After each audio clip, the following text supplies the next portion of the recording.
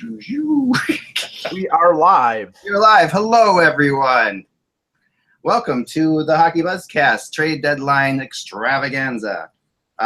Just in time to miss the Thomas Vanek trade. But here we are, and it. Am I right? We have the indelible Julian Fisher. Really? Indelible? That's the word? Hi, everybody. She's not a magic marker, Ack. All right, the incomparable Julian Fisher. Yeah, that's better. We'll go with You're that. getting there. You're getting there. The somewhat comparable Russ Cohen. and the elephant in the room behind him. Sorry. So, which, we're going to talk about what the elephant in the room is either. But, I always try to throw allegory into the show if I can. So this is my best bet today, to put some allegory into the show. We are going to be giving you all the news updates we can while updating everything possible. And at the same time, so that we have a full cast on. And then of course, we've got the great Dan. Dan Petru on the island. Where are you? Secaucus, New Jersey today. Secaucus, New Jersey. Lovely Secaucus. Yeah, you smell Secaucus before you see Secaucus. I only ever go to Secaucus to get to New York City. I was there 2 weeks ago. The most annoying thing about Secaucus is it's like this little place, and they come and on a lot of blocks they don't let you make a right turn. That's right. And especially by the outlet. So I literally, to get to the MLB network where Dan works, it took me like an extra 10 minutes because I got caught in like the outlet mess. Just trying to make our height somewhat equal. Russ, you can lift your chair up as well. I can. Yeah, there's like a lever on the over your chair. Russ is off screen a bit. If you can come over this way. Let's all pretend like we like each other. Come over Julian's towards fault. me. I blame Julian. Shut up, and it's my fault. Two midgets. All right. Because the time, you don't have a clock on your There we screen. go. The clock's important. Because it's never right. Also, don't yeah, don't move too quickly. All right. That could hurt somebody. We all know what that does. All right, so let me just introduce the show so we can get right into it because we got stuff to talk about off the bat here. Let's see, what do we do here? Do this. No, we shouldn't do that because simply we've already done it. All right, just to everyone, hello. Today is Wednesday, March 1st, the Ives of March. No, that's the 14th, 15th, and 16th. The 3 Ives of March 2017. And you're watching the HockeyBuzz cast trade rumor deadline show where we come to you with all the news that you can stand. And if things get really slow, we have this. The official NHLPA trade deadline board game, which we will pull out. This is awesome. The guard snow piece does absolutely nothing. Yeah, right. That's great. That's awesome times. I've got next to me here the bat phone, ready to go at any time. The big red phone. Is the back one red, though? Well, I think it shouldn't be. yeah, I guess not. Dan, your volume was drifting off a little bit, just to let you know. Right. How's that any better? That's better. When you search for Commissioner Okay. voting for him. I think it was right. make sure we get on that because we don't want to miss that. Well, let's talk about some trade. Let's get into the trade. All right, starting with Thomas Vanek trade that just happened. This was a combination of a bunch of things that could have happened here. What I was told is that Vanek could end up either in LA or Florida, and it really looks like at this point, obviously he's in Florida, but this opens up LA for Iginla, I think, which is why you're starting to hear Iginla to LA rumors. And I did do some research into the whole thing that I had been told that Sutter doesn't like Iginla anymore, or they had a bad time with it. But I don't understand. I mean, what I was told is, these guys are professionals making millions of dollars, and it's not going to matter. I don't think it's going to matter. I mean, I spoke to Iginla last night at the Flyers game. People can go to sportsology.com to read the whole thing, but I'll surmise it. And basically, he's used to this, right? Yeah. So he knows that he's not having the best year, but he also I watched what he did last night. He looked good. He was passing well. He was skating well. There's nothing wrong with Jerome Iginla. There's a lot wrong with the Avalanche as a team. No. Like, they're a good bunch of guys. It's just a bad mix right now, and it's just not working. And when hockey doesn't work, it's ugly. Yeah, it was bad. And so they understand. They understand that, but they have a good locker room. Like, they have a good bunch of guys in there. And Iginla being one of them, he still has his skills. He feels like he does. Clearly, he can still skate. he's not scoring, right? He's got 8 goals. He's actually only 6 goals all time behind Joe Sakic, which is interesting because Joe Sakic's going to trade him, then he might end up passing him on the all-time goals list. Conspiracy theory. Yeah, but at the end of the day, if you put Iginla with the right players, he could still produce, and he's been known to produce in the playoffs. Oh, yeah. And we're also joined by Jen Cutler. How are you doing, Jen? I'm good. How are you guys doing? Excellent. Phenomenal. Jen. Well, Go ahead, Mike. Well, I was going to say, let's get Jen in on the conversation here because the Canadiens have made a couple what I would consider strange moves because they really don't address the need of the team right now. I mean, they go out and they swap David Desharnais, who's not exactly a popular player because he's not scoring at the rate that they thought he was going to. And they open up some cap space and get Brendan Davidson, a serviceable bottom pairing, maybe four defensemen. And then they go out and get Steve Ott to just increase the number of rats in the Atlantic Division. So, Jen, what are your feelings on the moves that Marc Bergevin has made so far? It really seems that he's setting himself up to do another deal, whether it's today, if possible, or later come expansion draft or the NHL draft. We have 8 defensemen, 5 are left-handed now. You have to imagine that one of Emelin or Beaulieu is eventually going to be on their way out, whether it's today or at a later date. Ben looked really good last night. He looks like he's here to stay.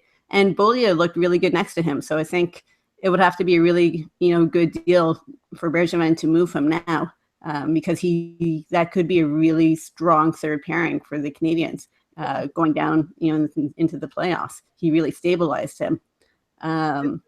Davidson is an extra body, and it's definitely depth. Bergevin loves his defensemen. He always says you can never have too many defensemen.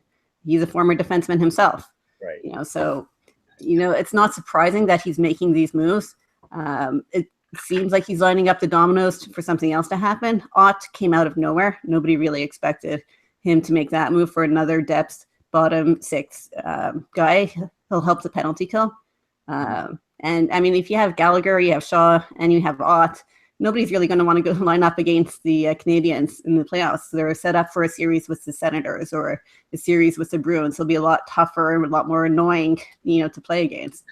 But everybody's waiting for the, big domino to drop everything down. Well, go ahead, Russ. I've interviewed Marc Bergevin a bunch of times, and he's not that guy to make a big deal or to take on a big contract or to give up a lot of assets. It's really not in his DNA, and unless they're really forcing him to do it, I don't think he's going to do that. The kinds of trades you're seeing now, which are intelligent trades, like right. Jordy Ben, I can't tell you how many people rip that trade, and I'm like, he's a useful player. He is a decent player, and I think they could be better without Emelin because they do have enough toughness now, and he takes a lot of dumb penalties, right? There is some rumors going out there that Dwight King could be headed to Montreal. See, it's another good playoff performer. Like yeah, I don't know about that. How slow can you possibly get? And if you look at who, no, but in the playoffs, things slow down. Dan, he's done well. I don't know. I don't know. Russ, honestly, this is not advancing the ball. I mentioned this to Jen yesterday. It's the fact. Okay, you get Steve Ott.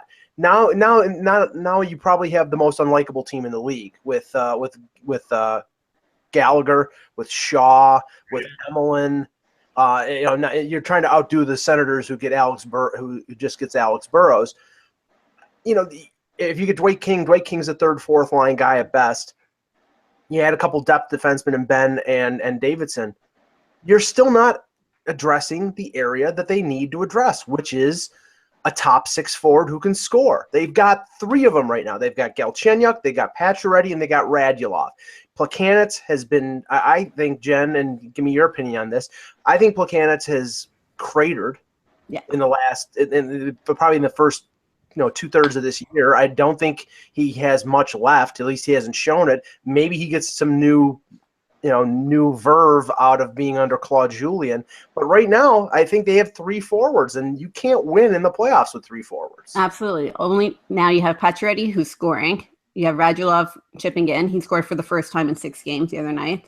And you have Galchenyuk with the 2 overtime winners in 24 hours. The Canadiens need scoring. They need, whether somebody has to step up. Byron has gone dry. Lakeinen has gone dry. Mitchell's not expected to contribute, but he's gone 37 games without a goal. Right. You know, so they do need a boost, and Dwight King's not going to be the answer. Steve Ott's not going to be the answer there. But I think Bergevin also will feel comfortable that if he has to, he will go forward with these guys if the right move isn't there for him. Nobody's going to, you know, force him to do anything. If there's a deal, it's going to be on his terms. It's not going to be on somebody else's. Now, one of the things I saw, and we'll get off the Montreal page and talk about the rest of the Atlantic and other things that are happening. But the one thing I saw was that on one of the networks, one of their like the trade possibilities lists was Brian Flynn, which is strange because Brian Flynn is an effective bottom pairing or bottom six forward type of guy. Is it just the fact that they just added somebody like that and now they can get rid of one? Is that, I mean, I don't know how serious or how likely it is that they move Flynn out, but. Yeah, and the bottom six is crowded.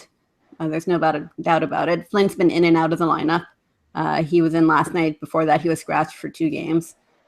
He's speed. He can penalty kill, but they brought in Ott, who does not as fast as Flynn, but he'll contribute on the penalty kill as well. And if Bergevin can get a return on him, he will. Jen, that Dwight King does appear to have been traded to the Canadiens. Okay. Yeah. So, sorry to continue. Here's the thing, though. I don't know why we're so anti-Dwight King. I get I'm not anti-Dwight King. because his name is King and he was a king, all right? It was an awesome thing, and now it's done. No, but here's the thing. So, like, in 2013-14, he had 11 points in the playoffs. That's more than some of the Canadians on the roster. He was really good in that. And that's what I'm saying. It's like, Jen, to be honest, if I asked you a couple of years ago if you thought Paul Byron would have been a good pickup for Montreal, you would have been shocked that he's been this good, right? Oh, of course. I'd heard really good things about Byron from people in Calgary. They said you're going to love him, that he never really got a chance there. And they were right. He's been incredible in Montreal, even if he's been cold the last, 20 games or so. He's been above and beyond expectations. I'm honestly not as familiar with King as I was, with other players. But, it just seems that he's crowding up the bottom six. And No, he is. else, maybe Flynn's going to go, but it's definitely very crowded down there now. Well, the one thing that's interesting here is the cap machinations that occurred with the Canadiens over the last 24 to 48 hours. The Desharnais move, he was a $3.5 million player. Davidson was making less than $900,000. They're paying 20% of Desharnais' contract, so they cleared about $2 million by moving out Desharnais. They just spent that $2 million in acquiring King, because his contract, unless the Kings are eating part of the salary, is 1.95. Not keeping any salary. The salary is as it is. What's So, the what's the return? Fourth the return? additional 4th round pick. Okay. And that's the motivation for the Kings. Now they open up almost $2 million in cap space. They're going to probably go out before 3 p.m. and maybe add a forward because they can't score. Yeah, Marc-Andre Fleury has been Toronto. I don't know. I'm just saying this is somebody. Yeah. Okay, we'll check into it. We got Okay. some It's like, Yep. Here's what I would say. That's a big one. If I'm a GM and I can get a guy who scored 11 points in the saw that. Stanley Cup run and he's got Stanley Cup experience, I'm going to get him. I'll worry about what I do with Flynn, and he's much bigger. He's a 6'4" guy. I mean, so it actually does give the Canadians more size, which is something that they need too. But the disembodied arm that you might see it sometimes off the screen just made a good point. Our producer over here, who said said that now they have Ott, Shaw, and King, which is like really when you think about that line. Ott, Shaw, King. That's like a pug line if there's ever been a thug line. Gallagher, Emelin. What is this? The lineup of the usual suspects? No, I don't think. I think Emelin. I think Jen's right. I think Emelin will probably get dealt, or just, I think he'll get. But he won't get dealt. He won't get dealt right now, Russ. He'll get dealt in the summer, probably. Maybe. Right? Maybe they might hold on to him just like as more insurance. That's true. But the point, and we talked about this before, Russ and Jen. I want to get your opinion on this. Is the fact that none of these moves have taken any less of the burden off the shoulders of Carey Price. For them to get past the first round of the playoffs, for them to make a concerted Stanley Cup run, he is going to have to play superhuman because they are not able to score enough goals. Here's the one thing, and Jen could probably speak to this. We haven't seen Shea Weber in the playoffs for the Canadiens. It's a huge weapon that they didn't have. I love PK Subban, but he doesn't have the shot that Shea Weber does or the toughness. And the fact that people just don't even like to go on the side that Shea Weber's on, it will change the course of the way teams play against them in the playoffs. I think that's a big factor that we're not talking about. Jen, what do you And I think? think the addition of Ben is also going to help there. You And I'll saw tell Ben replace Markov on the first penalty kill unit, last night. I These are moves that are for the playoffs. I agree with Russ there. I talked to a coach in the Central Division, who coached against Ben all year and over the last several years against Jordy Ben, and said people don't know that how happy we coaches are in the Central Division to get him out of the Central Division. They were really thrilled about. They just said that people are he has a not bad reputation, but he's considered, obviously he's not Jamie Ben, but he's Jordy Ben, and for what he is, he's a difficult player to play against, which Montreal needs difficult players to play against. So to me, this is a great fit for them. Another quick thing that I just got a text from somebody on, and this is really interesting, is that the Sabres are looking for a top defenseman. And the possibility of Reinhart being in play is what's interesting about this. Okay, in another bulletin, folks, water is wet. Thank you. They have Top defenseman. It's going to be more than that. Yeah, but I don't know. Defenseman prices are higher. If you try and call Carolina and say, I will give you Sam Reinhart for Justin Falk, they're going to hang the phone up. Yeah, Right. I mean, Buffalo has two really good young defensemen, Ristolainen and McCabe. Yes. I don't think McCabe is a top pairing guy. I think he's a second pairing guy, but he's very good. After that, you've got Brendan Gooley, and that's about it, folks. And then the Kulikov trade was a disaster. The Cody Franzen signing was a disaster. The acquisition of Zach Eric Bogosian, making over $5 million a year, and the guy is constantly out of the lineup, is an unmitigated disaster. And the decision to bring in Josh Georges is the same. They've made a bunch of mistakes on the blue line, and they are reaping what they sow because their defense has been bad, and they can't play a concerted effort in front of Robin Lehner on most nights. I mean, it's nice to say that, hey, we're looking for a top pairing defenseman. I think there's probably 22 teams in the league looking for a top pairing defenseman. But what do it's like I could say I want six-pack abs, but we all know that's not happening. It's like, what do you possibly, who's available? Who's available that you can actually trade for today? As a top pairing guy, nobody. Right. Nobody. And right now, I mean, they're in sell mode because they lost to Nashville. I think it was Monday, and they have Franzen and Kulikov who are pending UFAs. They're probably going to go, depending on how many defensemen go. I'll take it back, Mike. Technically, if you want to get technical, Mark Streit is a top pairing defenseman. Wow. All right, but I'm going to say this about Mark Streit, and because I talked to somebody And you can trade for that. on the phone right before this about Mark Streit, and I thought Mark Streit back to Montreal actually made some sense. It did. But the word today is that despite the fact that there was interest in Streit, I believe that Brendan Smith stole his thunder. I think Brendan Smith not signing.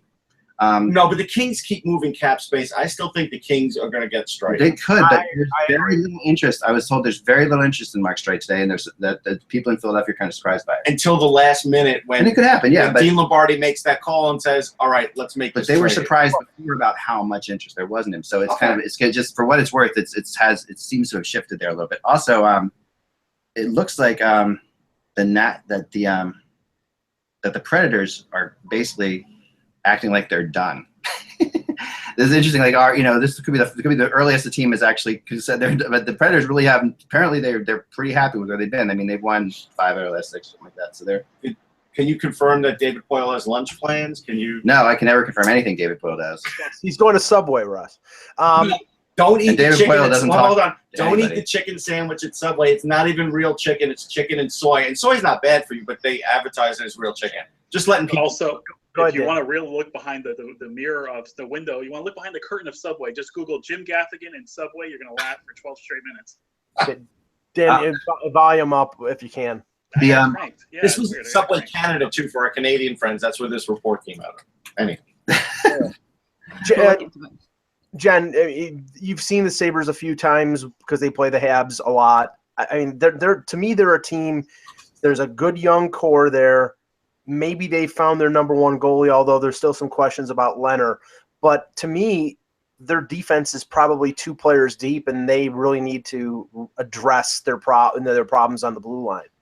Yeah, I mean, I think everybody was a little surprised that Kulikov hasn't worked out the way that they expected in Buffalo after he had played, fairly well in Florida. And, Franson, it's another UFA that they're going to lose. I thought he would look good in Montreal before the Ben deal, but they could definitely use a defenseman. I don't think they're going to be interested in Emelin.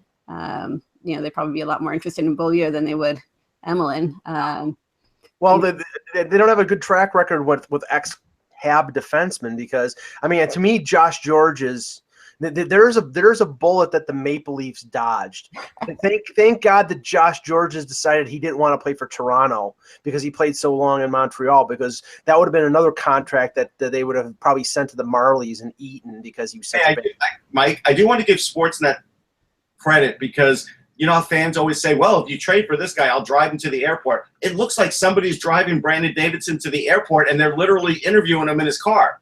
Yeah, so the first time that metaphor has actually come true on live television. Brandon Davidson was a star for like the first hour today. Yeah, see, that's his girlfriend. That's hilarious. Wow. That's probably like, man. That is fantastic. That's good stuff. That's really good. I take over for a second. I'll be right back. Yeah, no. So I wanted to when we get Dan back in here, I wanted to talk to Jen about Jen and Dan. I wanted to have you guys go at it for Matt Duchene, but because I really think those are the only 2 teams that are actually in on Matt Duchene.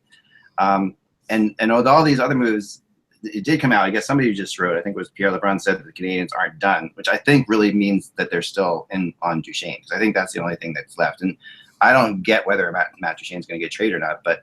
What do you feel about the whole Matt Duchene saga, Jen? I like Matt Duchene a lot as a player, but the asking price seems really high for a player who's never eclipsed 70 points, and that was how many seasons ago already?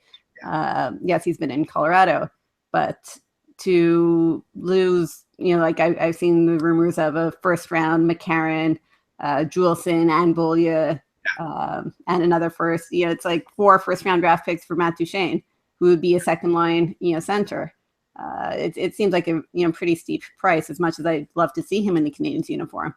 But there's no doubt he could actually help the Canadiens. The Canadiens need help scoring. He's still the Avalanche's leading scorer this year. He can help, and he signed to a very reasonable contract. He'd essentially replace Plekanec. As the Canadiens expected him to be the second-line center still this year. Wow, interesting. What do we got going on here? I don't know if something you want to talk about. Seems interesting. Okay, so this is the actual McKenzie, right? Because there's lots of, I love the people who go to college to be fake Twitter accounts.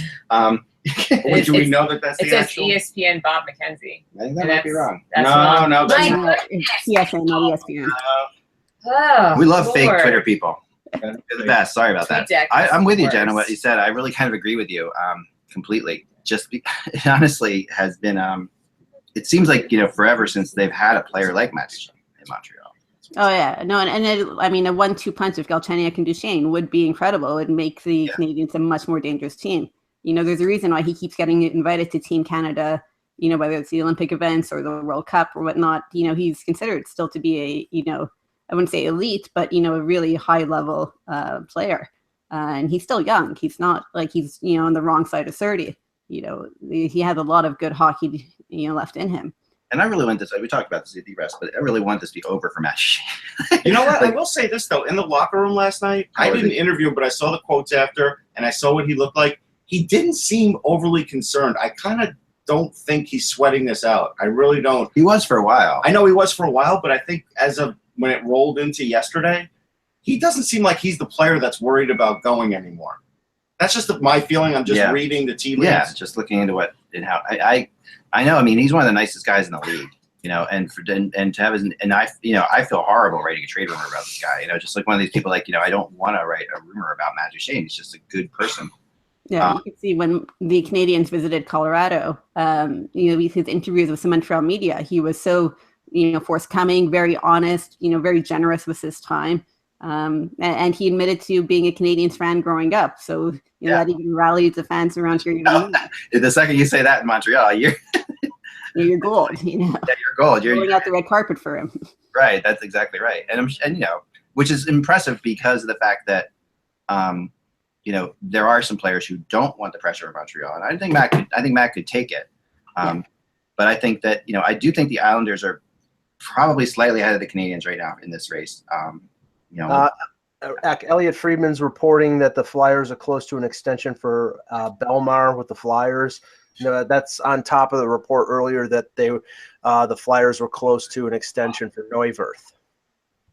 All right, let me talk about Neuwirth for a second, because talked to some people last night about Neuwirth, and they were nowhere near getting close to signing an extension with Neuwirth last night. Now that could change quickly, of course, and they may have just gone all in on Neuwirth all of a sudden, or his agent got a hold of him and or said, they gave him an extra year or an option for an extra year. Or that could do it. The agent could come in and say, "You're not going to do any better than this." Too. It could, but talking to the player and people around the player, just like why would you sign an extension with a team that could trade you and then you'd lose your ability to decide where you're going to go if you're a UFA? And I think the feeling with Neuwirth really has believed he was going to get traded. I think he believed he was playing. They were showcasing. Maybe the trade market wasn't very good. We know that the goalie market is not going to be very good in free agency. It's not. Well, I think it's not great for goalies. It's good for teams. I think that's part of the reason why Ryan Miller's not moving before 3 p.m. At least there are reports he's not going to move because there's not a lot of value out there. Right. If they would have gotten maybe a second or third round pick, maybe they would have done it. But if the return is less than that, and he's got like two or three specific teams he wants to go to, then what the hell's the point? The problem is, Zach, when GMs all know they can wait for free agency and there's going to be a glut of goalies, right? Then they're not as willing to give up as much in the actual trade market. No, you're exactly right, and I think that we've seen, for lack of a better word, the end of the procrastinating general manager over the last couple of years. Because what we saw on July 1st was like almost a coordinated assault on the free agents. At noon, it was just like, okay, you're going to take this guy, you're going to take that guy, you're going to take this guy, and by 1 o'clock, my month of happiness where we can actually make money around here was gone, and we were, and everybody was out. So, and to be honest, just to be fair, and I know Dan will want to chime in on this, I don't think Garth Snow is waiting on this for Duchene or on this Duchene deal. I think Joe Sakic is keeping everybody waiting. So I know that's true. I think he's pretty powerless when it comes to that. Go ahead, Dan. That's exactly what I was just told. Absolutely. Yeah. What were you just told? Go ahead. This is completely in Joe Sakic's court. The ball's completely in his court. Right. Garth Snow has 2 deals on the table. They're slightly different, but they both apparently meet his demands, his requests. This is all up to Joe Sakic. Well, I think their backup plan is Bravada, Dan. That's my theory. Wow, that's a hell of a backup plan. I think. Well, Bravada, apparently, according to Darren Dreger, 25 teams want him. So that's possible. That he is a cheap stopgap, but I think he has never done anything. So that means when he's not a Coyote, when he's not a Okay. Coyote, he has never done. So wait anything. a minute. So that means Let Dan talk. One more thing I can tell you is that both of those deals that were proposed do not include Matthew Barzal. That makes sense. Yeah. Yeah. No. That. All right. That's all I got right now. So let's talk about, because I was going to have you and Jen battle it out for Matt Duchene here. What's the most you're willing to give, Dan? And I'm gonna play Joe Sakic in this, or I'm gonna let Russ play Joe Sakic. Russ, you're gonna be. I'm not playing Joe Sakic. Okay, Mike, you're Joe Sakic. Okay, that's good because I'm incredibly handsome and also ridiculously stubborn. So all right, so Mike's Joe Sakic. So Dan, you put your best offer forward for Matt Duchene. Okay, Travis Hamonic or Ryan Pulak, Brock Nelson, Josh Hosang, or Michael Del Cole, one of those 3, and a first-round pick. And if you really needed it, I'd maybe give you a 3rd or 2nd-round pick too. Okay, Jen. Let's see. I would be willing to give up Juleson. Sherback, I don't know if Colorado would be interested in him, but I'd be willing to give him up as well. A first. And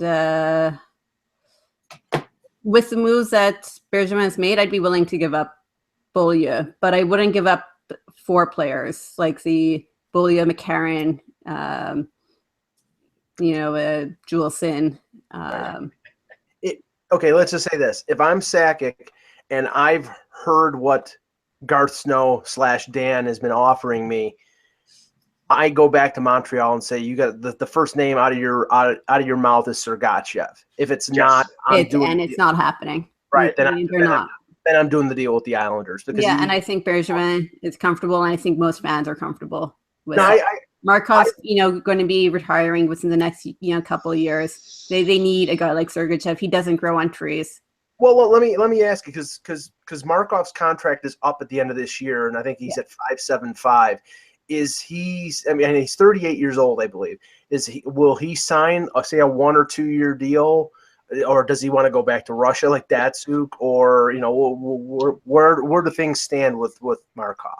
I'm pretty sure that he'll resign for a year or two. That will be. He's never expressed the interest to go back to the Russia or to the KHL. He just brought he has a baby, less than a year old here. He brought his twins over from Russia. Right. Sad story. His ex-wife had passed away. He brought them in here. The way that he's playing, there's no reason to think he wants to retire. He can definitely still go another year or two in a reduced role, but he can still contribute. He's such a smart player. Well, and they have to be careful about that because it would be a 35 and over contract, so they probably would go year by year, unless they want to take the risk like the Leafs did with Stefan Robidas. If he falls off, all of a sudden then you're still taking the cap hit. So it'd probably be a year by year thing. I would imagine. I was just going to say, Sergachev also started in the World Juniors in Montreal. Fans would be kind of outraged if he got traded. I'm pretty sure of that. Right. No, he's got a huge promise, and I thought it's interesting, Jen, that they actually put Markov and Weber together lately. But they don't really have much choice. Markov's been playing like the Markov of old. He's looked great. He's had a couple of maybe rough spots here and there, but you know what you're getting. He's still such a smart player that he knows his limitations a lot more now. He's not jumping up in the play and risking getting caught out of position as much, especially with his slower skater like Weber out there. And he provides Weber with such a great alternative in his own end. He can just find, Markov, he'll get open and Markov will do the outlet pass or gets the puck out of the zone. They write it for now. Right. The only concern I'd have about that pairing, Jen, when you get to the playoffs, is that Weber is probably going to be playing close to 30 minutes a night. And I don't think Markov can play that many minutes. Yeah, and that's why I think you see that they're limiting his limits now with the acquisition of Ben, so now he doesn't play on the penalty kill. They can, if Bollia's playing like he's been playing, much improved over the last couple of games, he can, chip in with a few shifts here and there with Weber. And the Canadians usually doesn't have to be afraid about, throwing them out there, because if Bollia jumps up, Weber will stay back. So I think they have the tools to properly manage the minutes come playoffs.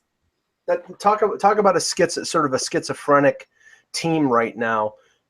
The Lightning, they deal Bishop, they deal Boyle, then they start winning, and now Stamkos is on the verge of coming back. I guess he skated today again, but he skated with his teammates and not as just not on the side. So the speculation is he's going to come back sooner rather than later. If they're still in the mix, you don't know exactly when, but right now it's like, I have to talk about this because I was really surprised about it, was the report that came out from Renaud Lavoie of TVA this morning that the deal between the Leafs and the Lightning potentially could have involved Valtteri Filppula, and that Filppula has a limited no trade and blocked the deal. So yeah, that's that is not surprising, because Filppula was part of that Swedish contingency in Detroit that weren't huge fans of Babcock back in the time. He wasn't, because Valtteri Filppula is not technically Swedish, right? He's Finn. He's a Finn. Yeah, he was part of that. There was a group of Swedes yes. that was very well publicized in Detroit that were not fans of Babcock. So I think that I wasn't surprised at all. But is it just that? I think at the end of the day, Tampa's a nice place to live. They're a contending team every year. I just think there may be one or two teams he would secretly go to, but otherwise that's a good situation for him. That's why he signed there in the first place. Well, it's one of three things, Russ. It's either he didn't want to play for Babcock again, which is possible. Likes it in Tampa, like you said, or he recognizes what the Leafs have done with other players over the last year or so, like Brooks, like Milan Mihalik, similar aged players. not to say that Filppula is at the end of his career because he's still an effective player, but the Leafs buried those players in the American Hockey League for because they were players that they took on for cap management reasons or for asset management. So, it could be a number of those different factors, but he didn't want to go to Toronto. But the thing that I take out of it is Toronto was prepared to take on a $5 million player. Now, we don't know whether Tampa was going to give Toronto something to take Filppula on because he's got another year left in his contract, similar to the Brooks Light deal, or the Leafs were giving up a young asset to get him because it wouldn't make sense for Tampa to take on a Tyler Bozak or somebody like that because they would be clearly dumping Filppula to clear cap space to re-sign Palat, Johnson, Drouin.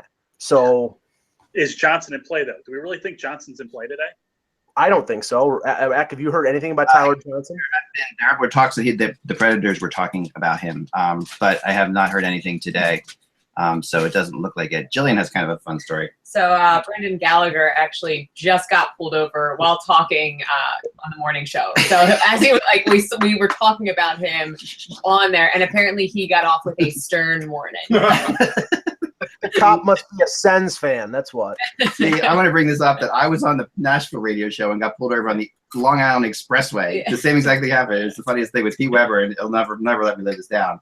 With Pete and Paul. I'd be afraid to talk on the phone in Long Island. I know, this was the crazy thing. I was in what I call a Long Island Expressway rush, which means that I wasn't moving at all forever. 7 miles an hour, yeah. Right. So I literally could. The only way I could have gotten pulled over was an unmarked car to follow me for like 25 minutes, which was right behind me. So I'm talking on the phone. I'm like, I'm just sitting in traffic. I'm heading to the Islanders game, and yeah. So Brendan Gallagher, couldn't happen to a nicer guy. I have no love for Nassau County Police. Anyway. First mistake is you should never be on the LIE. You should be on the Northern or the Southern. Never the LIE. Right. Dan's right. I love it. That's really awesome. Oh, man. So we'll have lots more of that, where that came from. We're going to have some fun stories as we go through the day because Lord knows we won't have much to talk about. Well, one thing that we might see, because and Elliot Friedman reported it about an hour ago, and I think it's something to look out for. The Edmonton Oilers are apparently looking to open up some cap space to make a move to add something. I'm not sure if they think that Desharnais answers their depth center problem. He's not much of a defensive guy, so I don't know if it does. But apparently, according to Friedman, they're shopping. They're trying to get someone to take Andrew Ferentz's the remaining year. He's a free agent at the end of the year. He's on a long-term injury. So basically, they're looking to create cap space by moving that money out. And maybe they would trade an asset, a draft pick, to get somebody to take that on. To me, that sounds exactly like what Toronto. Looks like Iginla's heading to LA. I was just told. Okay. Looks like that's done. Post that over there. Is it being announced anywhere else? So Nowhere. Damn. So okay. Iginla's cap 5 seconds before for once, for crying out loud. Anyway, no, that's good. Iginla's heading to LA. Iginla's cap hits 5. So if you had pending the trade call on your trade deadline bingo, you win. That's something I want to do this year, and I'm always want to do it next year. I'm going to do this, is like come up with a whole bunch of crazy things that could happen during the day and give us each bingo cards. Because one of my favorites is the invention since I think it was 2012 we saw it. It was officially done in 2012. The concept of reporters saying pending the trade call. Which before, they never would say that. That was something that just wouldn't be said. They would wait for the trade to happen. But as more people were desperate to break news, they would not wait for the trade call to happen because people would start saying it. So the second TSN, I think McKenzie was the one who started this. Right. Lame. Pending the trade call. So this pending the trade call, LeBron now says that nothing's official, but I'm told LA and Colorado are fine with the Jerome Iginla deal, which we talked about a long time ago on HockeyBuzz. Go ahead, Dan. Go ahead. I was actually sitting in a newsroom when I picked up the phone one time, and I was told Peter Forsberg is being traded to Nashville pending the trade call, and the person hung up, and I was just like, okay, because I was very new at the time, so I was like, hey guys, so that's exactly right. You used to wait until the trade call went through. But we got a 10-minute heads up, basically. Right. Well, you had to wait. And I really would love to tell my story about that Peter Forsberg thing. Yeah. Well, okay. I'll wait on that because that was one of the few trades I actually did break in the Peter Forsberg. But the way it happened was my favorite moment in all of doing this. So, but we'll talk about that in a second. The Dwight King trade makes this deal possible. It's more than likely Colorado is retaining 50% of Iginla's salary. Kind of cool here, but we're going to see if we can hear this. Okay, this is Russ talking. Russ, you talked to Jerome last night, and this is a tape of him actually talking about possibly being traded. So here we go. Ready? So what's your thoughts heading past another trading deadline? You've been through this before. Well, it's easy to say. Nobody thinks about it. But I think, we're in the position our team is. We know that there's most likely a lot of moves. The team will be rebuilding. So, it's on our mind. That's the way it is. It's always one of those things. When it passes and things settle up, it's always a good thing. And it still looks like you have a lot of juice out there. Do you feel like you still have more to give? I feel like I can, I feel like the skating is fine. But, it's still, it's any time in my career you get into grooves and you get out of them where you're battling and trying to press and push. So it's fighting that part of it at times. And then at times, settling and have some good games. But, I do feel like the energy-wise and the skating-wise is fine. It's the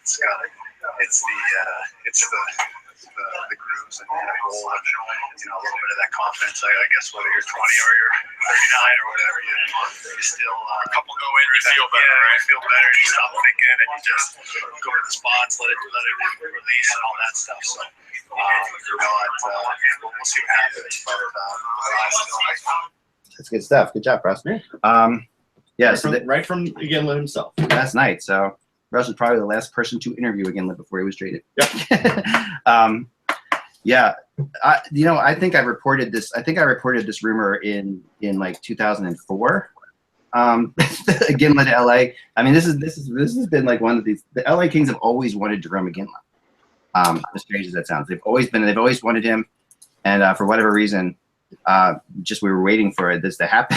And now, I mean, we obviously talked about the Sutter thing, and there were people who felt that Sutter didn't like Iginla, or there was bad stuff that happened in Calgary at the end. I just, these guys, like I said, I talked to somebody last night. These guys are millionaires. They'll deal with it. They'll figure it out. Right. And Iginla wants to win a Stanley Cup. And this is another sign, though, of LA really going all in. Like LA, who I don't know is, might not even make the playoffs. They're making the playoffs. I know. If you watch the X prediction thing, which is the most accurate way of predicting the future. If you're reading it right off Trade Center, they have a 48.1% chance of making it. No. But Arizona has a 0% chance. No, you're It wrong. says it. It says 0%. Arizona's not going to make the playoffs. No, but if you're showing teams with a chance of making it, and you show teams with 0, why are you showing teams with 0? They have no chance. Why aren't you putting it on there? Yes, I understand that. All right, but here's the thing. Here's what I want to say. So about the prediction thing for a second, and then Jillian has an Evander King quote that's pretty good. Actually, let's go to that first. I'm going to bring this up. Okay. So what did Evander have to say? Well, so first off, you have to think about this is tough for players, right? This is not this time of year. It's part of the job. They know that, but it's always interesting to hear what they have to say. So Evander Kane on deadline day said, "Quote: I have my phone on me, but I'm going to go shower up here and grab some pizza and enjoy the rest of my day." Good for Evander. So I like it. That should tell you a lot about how he's feeling today. Have you been around before, Russ, when these practices? I've been to a couple of these practices on trade deadline day. Not since we started doing this, of course, but I've been at MSG at trade deadline day, which was crazy a couple of times. It's a weird vibe. It's a weird vibe. It's a weird vibe because you're waiting for someone to leave the ice prematurely. It's like a coach will go up and whisper something into someone's ear, and they'll walk off, and everyone's like, "Oh my gosh, he must have been traded." And really, the guy just, his wife just called him and he has to pick up his kid or something like that. That happened to me actually one time. So yes. Now someone is asking us to analyze the Jannik Hansen trade for Nikolai Goldobin, and the first thing I'll say is Jim Benning has done a tremendous job here, and Mike doesn't want to hear it, but it's true. No, I agree with you. By the way, Kevin Allen, Mike wanted you to know that you're wrong. That's it. It's obvious now that Toronto is trying with Fupala. They've proven that they're trying to get everything they can to get better. Correct. Anyway, just But that's just a sidebar. But anyhow, we give Mike such a hard time. It's so funny. but getting back, Mike's just saying that's not what I was saying at all, and I get it. getting We're just back to having fun. Benning, he's actually doing what I was advocating Phoenix doing in that, hey, if you're trading players, get players sometimes, because if you're short on your roster, you can get players from the AHL that just haven't broken through in another team. And that's what Nikolai Right. Yeah, they might be trying to do that act, but the results of last night's game will tell you it's stupid. Okay, but here's the thing about Goldobin. He's a very smart player. He's a very fast player. He's a player that's got an extra gear. So he's one of those guys that has that game speed that we like to talk about. I think you put him with the right line mates in Vancouver, and I think he'll stick. I think he just hasn't found his place with the Sharks, which for obvious reasons, they haven't been able to do anything because they've got a stacked team. This is a great trade for Vancouver. They got a player that they maybe could have for the next 10 years. They got a guy who could be, a 20-goal scorer. I mean, this is great. Jannik Hansen is a fast player. He's really not a finisher. So this is just, to me, a win for – I think it's a win for both teams because Hansen will be a good third-line guy for the Sharks. And, I mean, the Sharks were very impressive last night against Toronto. They won 3-1. They, you can see that they have the hunger to get back to the final and hopefully win it this time. And Hansen, I think, will help them as maybe a penalty killer third-line guy. But I like the direct. Finally, Jim Benning is making the moves that they've had to make for 3 years. He gets a good return for Burrows. He gets a good return for Hansen. Probably not going to trade Miller now, but this is something they should have done a couple years ago because this team was never winning the Stanley Cup, and it was a fool's venture to think that they were. So finally, he's come to maybe ownership has come to the realization, and they let him do these deals, and I think they're going to benefit from it. Flyers have agreed to a contract extension with Bellemare and Neuvirth. That's official. How many years for Neuvirth, do we know? Not yet. Okay. To me, that's the key. But So does that mean Mason gets traded? yeah, I mean, I wrote last night. I really think he's the guy that gets traded. Neuvirth's a 2-year deal, worth $5 million total, so 2.5. Yeah. That's fine. I think it's a 2-year deal. I think that makes sense. Give the Flyers some credit for this graphic. Look out. Hold on. Extension deal. Dun, dun, Pretty dun. solid. That's good. They had that in their back pocket, right? There you go. Locked and loaded. Marc-Andre Bellemare extension deal. Here's the thing about Bellemare. I know there was a noise that we heard in the background when this potential extension came up. He's a useful fourth-line guy. He does play hard. He will score some occasional goals that do something for you. But I will tell you, he is their best defensive forward. Yeah. Him and Couturier are the best defensive forwards, and you do need those guys in this day and age, especially when you have a young blue line or a blue line that's really inconsistent like the Flyers. So I like the signing. Neuvirth makes sense only from the sense that the coach likes him. If it were my choice, I probably would let both go and try and get somebody else in the market for 2 years until one of the other youngsters is ready. But Russ, the one thing here is, though, if they do go out and trade for a goaltender before the expansion draft, now they have a goalie to expose in the expansion draft because they signed Neuvirth to a contract. Although if you're an RFA, you'd be a UFA, he would have had to been signed. right. So they're covered either way. So Yeah. Right. But now you've got Mason and you've got Halak for the team. For teams that need that backup, which could be Anaheim, could be Calgary. I want to talk about Halak with Dan for a second. So Halak, I've been told the only way they're going to move him is if the Islanders take on half of the salary.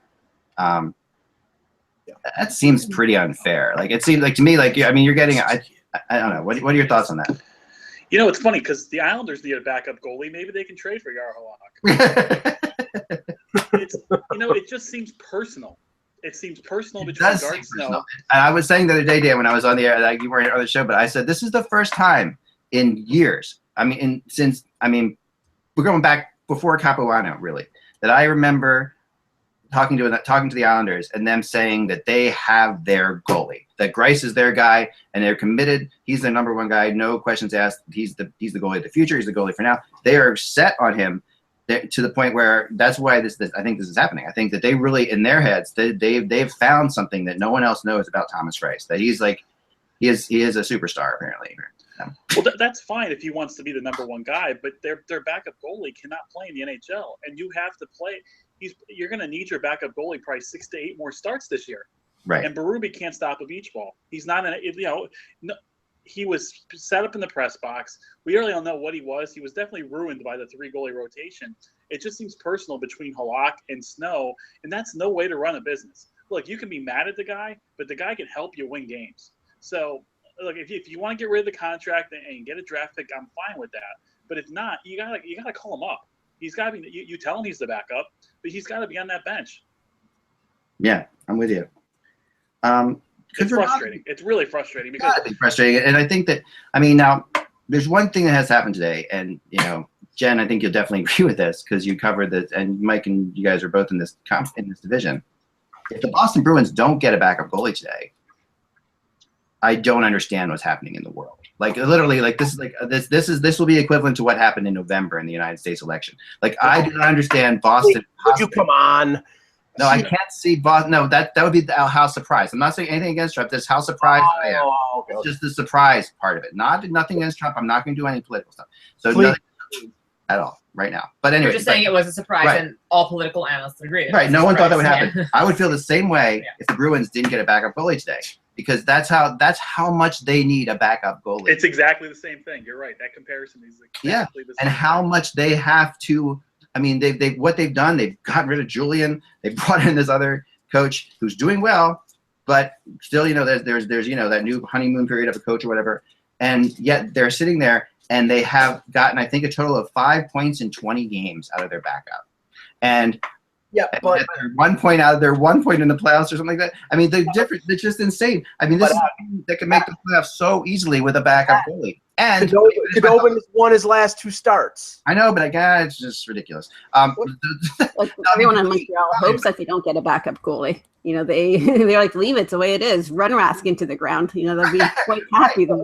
And Rask is a player who will get just sick or something. Like Rask is a great goalie, but there have been moments when he didn't play in the World Cup of Hockey he was it happened with Boston a couple years ago in the playoffs. Remember, Rask just didn't play From overuse. I think that's and that is true. And I'm not blaming him. Rask is Yeah. a great guy. And I'm just saying that you can't sit there with Boston and think that even if you do manage to make the playoffs with Khudobin or whatever, Khudobin in there. Khudobin. You can't get Petru right, and you can't get Khudobin. Going on like 2 hours of sleep. All right, so Nobody can get Petru right. You only know me for 10 years. I'm surprised he gets the Jello right. Oh, it's not a Gello? Yes, please. I don't know. Yeah, I'll get you information. The hand has given you something off the screen. It's very important. When did we hire a producer? It says this. Text me your number. Can you order a couple of pizzas? Here we go. I'll get you the number. Priorities.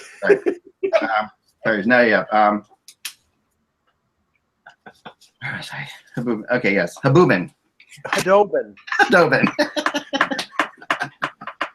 good. Khudobin. He's not your answer, okay? And it's obvious, and that's okay. What I'm saying here is there are backups readily available. there are backups available, but if you're it's going to the store, you need water. There's a whole batch of water. If it's the Halak situation, do you want to eat $2 million for the next 2 years? You probably would have to give Khudobin back to the Islanders to make that deal possible, and they probably don't want to take him back. No, so I was going to eat the $2 million. I would make that plain for me, Eck. So you can make that part of the $2 million plain, and then I'm not sure what Jillian wants. I was wondering what you're $2 million. Thank you. Pineapple on the pizza. No pineapple. Shut up, Dan Petru. We just talked. Yeah, about well, okay. Let's just talk about pizza for 1 second here while we were waiting for the next trade because I ordered a pizza last night so I could nibble on during the trade deadline festivities this afternoon, and I take a bite into the pizza and I pull out a nut like a nut in a bolt, metal piece. It must have dropped in from I don't know, from the oven or whatever. Would you order from Pep Boys? It wasn't Domino's, but just luckily I didn't break any teeth. That would have been the worst thing. But it was like, anyway. Wow. That's extra iron in that pizza. Yeah, exactly. Yeah, exactly. But no, I'm just saying for the Bruins situation, they ideally would want to get themselves a backup goaltender who is not making $4.5 million. So if for example Calgary pulls the trigger on a goaltender deal and they need to trade one of Johnson or Elliott, that would be a guy that probably Boston would be interested in. Somebody who could take on number one spot in a small window, but is cheap enough that they can handle it. That's the thing. Unless the Islanders, reserve or take back or retain 50% of that salary, I don't know if I see a deal possible there. Yeah, I don't either. Well, here the only way it would be possible is if Halak gets traded to another team that has a similar Halak type of contract, like an NBA trade, where this other team says, you know what, I'll give you our guy with one more year left at $4.5 million for next year for this guy. That is possible, but it's hard to match up. Yes, it is. We're talking about like their actual plans for the Flyers. Oh, here we go. Yeah. So this is interesting. So John Shannon is saying here that it's what do you say? It is expected that the Flyers will make Neuwirth available for their expansion draft and protect Anthony Stolarz as their only goaltender.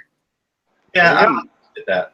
That doesn't shock me because, again, when you really look at it, even if you only think Anthony Stolarz is the backup, because I think he's got 1A potential, but I need to see more. And clearly, Dave Hackstall wasn't comfortable playing him when he was up. He only played like the one game, right? Yeah. Right. And he had a shutout. He had a shutout. He never played again. Maybe he had 2 games. Yeah. But we haven't heard any further on the Iginla thing, other than I'm just reading something here that says it's a conditional pick for Iginla. Not anything significant. No, that's probably. this is the example of like a player that they're just doing him a favor. Yeah. They're going to send him. They're doing the right thing for him. And they're doing the right thing. I was after I talk about the Bruins. Of course, I get a text right away, and they basically say to me, "Don't count Lettinen. Dallas out of the Boston conversation." Why? Well, okay. I would count him out. Okay, if that's the case, let's take that one as an example. If that's the case, Lettinen is a $5.9 million cap hit. Yeah. Dallas probably they're going to buy out one of those 2 goaltenders if they don't trade one of them. They would rather retain 50% for 1 year on Lettinen and trade him someplace else. And remember, Lettinen's a Finn, so him and Rask probably know each other from international play together. They would rather do that than buy him out and spread the cap hit over 2 years. So if that happens, I will bet you anything Dallas is eating 50% of that money. But it's a benefit to them because it's only going to be a cap hit for 1 year instead of 2. Right. Right. Crazy. Also, this just in. People on Joe Sakic's team apparently were in deep conversations with TSN and Sportsnet for the last few months, secret conversations to keep today's trade deadline interesting. Just kidding. It's a joke. No, I just I got it. No, I think that because when you look at without Duchene and Landeskog, what is this deadline? Because right now really it's reached the point of what we're talking about. No, there's still more players. There's still Verbato on the board, right? But again, this is the thing about Verbato. Like, I am not the only one who feels this way. I can't be the only one who feels this way. That Verbato doesn't play well when there's any pressure on him whatsoever. Yeah, but the problem here is there are not many options. He's scoring right now. It cost you like $250,000 extra, right? The craziness of his contract. But that's better than going out and trying to trade for somebody like, say, for example, Jordan Eberle and having to give up top prospects to get him. It's a rental. I have on the line. I have Alan Walsh on the line. He's going to talk to him. I'm just kidding here. Okay. Players. There's Drew Stafford's on the board. There's Mark Streit. There's Michael Delzato. There's even Steve Mason, I believe, is in the mix. Like, there's still players on the board. There's a lot of players. It's just it's not very sexy. Got a lot of Dom Dillon. But there's going to be a few that we don't have to take either. But let's not complain. I mean, come on now. A lot of Dom DeLuise's there, Dan. What is this? No, sure. We're doing fine here, so let's not. I'm not complaining, but I just think Hey, I want to give Arizona credit, by the way, for picking up Brendan Ranford for Joe Whitney. I mean, Whitney's a 29-year-old guy. Clearly, he's going to be a lifetime AHLer. Ranford has some speed and some grittiness, and he was a Flyers prospect. I'd seen him in camp. I'd seen him play when he was with Kamloops. And you know what? He's only 24. There's a chance, the way Arizona is, that he could play for them, same as Timo Pulkkinen. So maybe that's the way they're getting their players. I'm still not saying they're building a championship team this way, but at least they're getting players now. That's the nephew of Bill Ranford, by the way, and Russ. He has crazy Bill Ranford eyes too. He does. If you could put Pulkkinen's hands with Ranford's feet, you'd probably have an all-star. Yeah, he played well for the Dallas's minor league team in the Texas Stars when they, I think they won the Calder Cup that year. And he played pretty well. And yeah, he's relatively young. So hey, Russ, they got a body. They got somebody who has a pulse. Right. So these are two bodies that they've added, and it's two more than, when I spoke about it the other day. So, that's interesting. I think it's interesting TSN's got Brandon Peary listed as trade bait because the Rangers clearly have soured on him for reasons that we talked about when the Rangers signed him. Absolutely. Unless you're giving him major minutes and he's playing on your power play, you're not getting 20 goals out of him. And I think he's got 8 goals or something like that. And he's a defensive liability. He's exactly what we said, and that's what it is. So maybe some other team though would take him either for next year or they feel like they need to bolster their power play. It'd be interesting if the Rangers moved him. Then if the Rangers moved him, then I would believe they would be after a defenseman somehow, some way. Well, but we'll see. Or even a fourth line center. The interesting thing here is if you look at this race in the East right now, and right now, there's no race in the Metro. It's just a question of positioning. It's going to be those 4 teams at the top of the division, and it's just a question of which one's going to finish second, third, or the first wild card. But you've got this group of 4 or 5 teams right now fighting for that second wild card spot and third place in the Atlantic. Boston's at 72 points. So is Ottawa. Toronto's at 69, barely holding on to the second wild card. You've got the Islanders at 68, Florida at 68. Now, Florida made the Vanek deal. Dan, when Dan gets back, I was going to ask him about what he thinks the Islanders are going to do because I would think that Garth would have to make some kind of move here. Yeah, it's a close race. Jillian's got something. We have more details from the Iginla trade. Colorado retains 50% of his salary, and the conditional 4th-round pick is for 2018. Okay. Discuss, yes. I think that's again. I think this trade is just a trade that's made for Iginla's sake. And yeah, it is. And 4th-round pick's a 4th-round pick, so that's fine. Think it's great, and I'm also setting my DVR for MasterChef Canada tomorrow. I really like that series. Just saying. But the Dwight King trade enabled this deal to happen because yes, it did. You're right. King's salary was a little under $2 million. They did trade King for Iginla, really, pretty much. Well, no, they probably knew that the Iginla deal was going down, so they had to clear that space.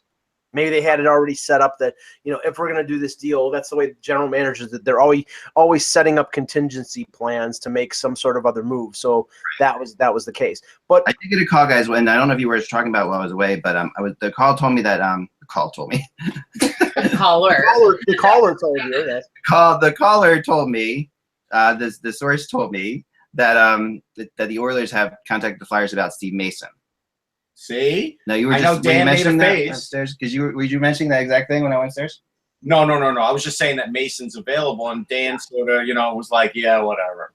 Yeah, and they're the Oilers and Talbot's obviously the number 1, but they're very skittish about Laurent Boisson as their backup. Right. And not because I don't think they don't think he's good, but I think he's young.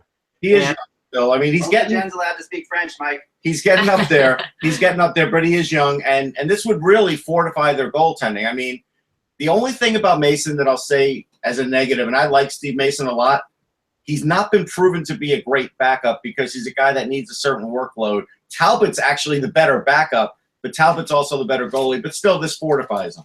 Yeah, the only French I know after 4 years of French in college is pommes frites French fry. That's about all I know. I really understood what you were even saying. That was terrible. I know a church word, but I don't want to, upset the audience. I won't say it. Oh, and I know some swear words too. That works too. But okay, Dan. Now that you're back, I was looking at the. What did I miss? Did I miss a trade? No, just the conditional 4th round pick for Iginla. No, you missed, Dan. What you missed is that the Oilers have interest in Steve Mason, and you made a face when I mentioned that Mason's definitely out there.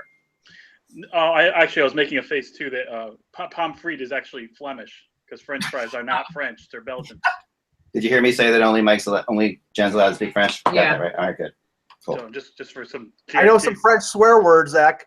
I had 5 years of French, and I lived in Marseille, but only Jen can speak French. All right.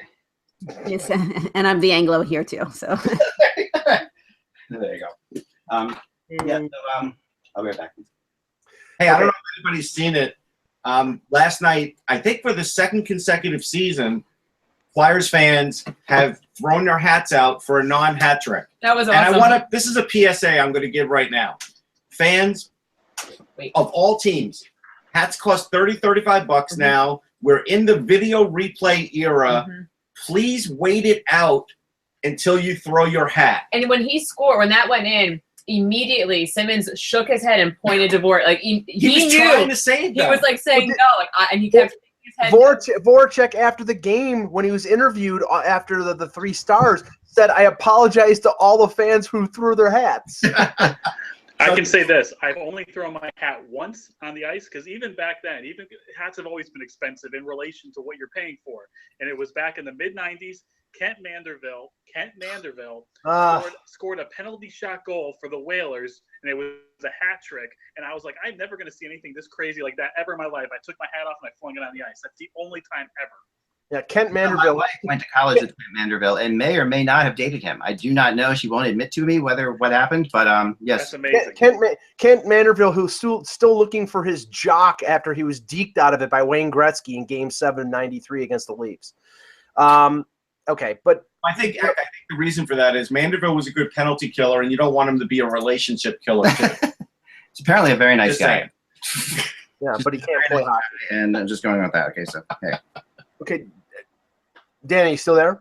Yep, I'm here. Okay. Sorry, I was ordering Panera.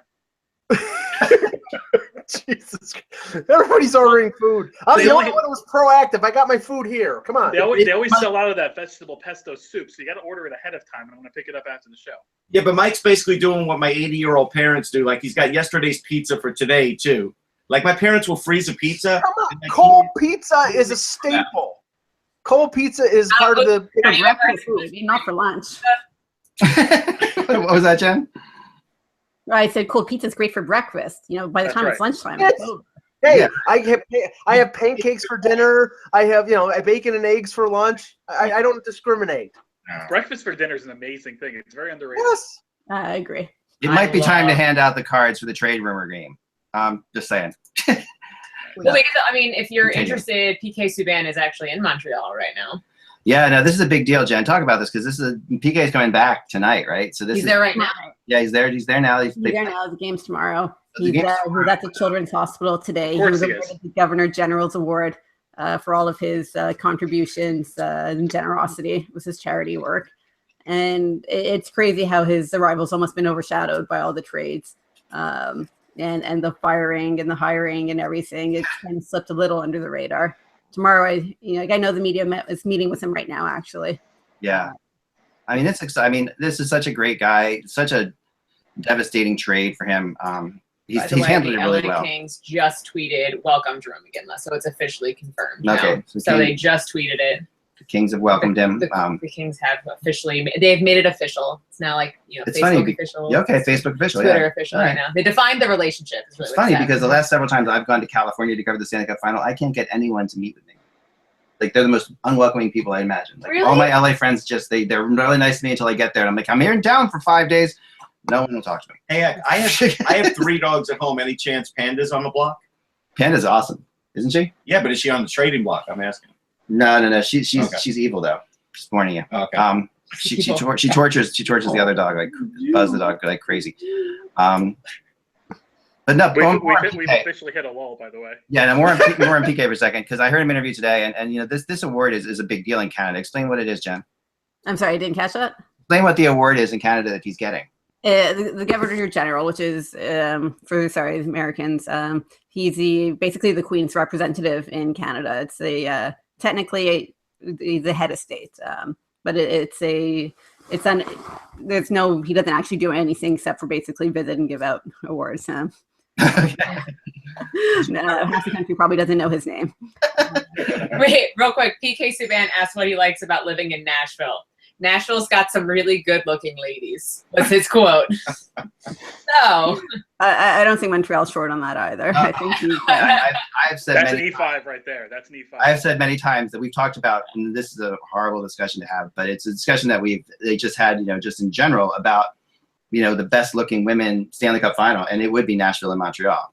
So that I think that you're both set up there like that. I mean, that is just as far as and LA would be in there too, but I can't stand LA people. So. But I'm sorry. No, shots nothing fired. Nothing against our many fans in LA. You need to go to Toronto. You need to go to Toronto for a Stanley Cup final because there are some fine-looking. Oh no. That's not going to happen because there's no. Never mind.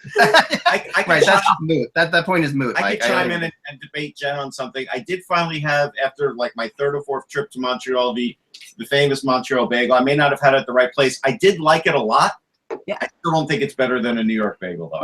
Where did you have it? Just at a regular place. I don't, again, let's not get it to, well, you got to get it at this place. I couldn't get to everywhere to have it, but it was definitely the representative thin bagel it had. Was it fresh? Was it hot out of the oven? It was. It was not hot out of the oven. No. No. Okay. Fresh, hot out of the oven. They're so sweet and delicious. The New York bagels are so heavy. It's like having like a real full, like a roll kind of a sandwich. Well, where are you getting one? It depends where you get it.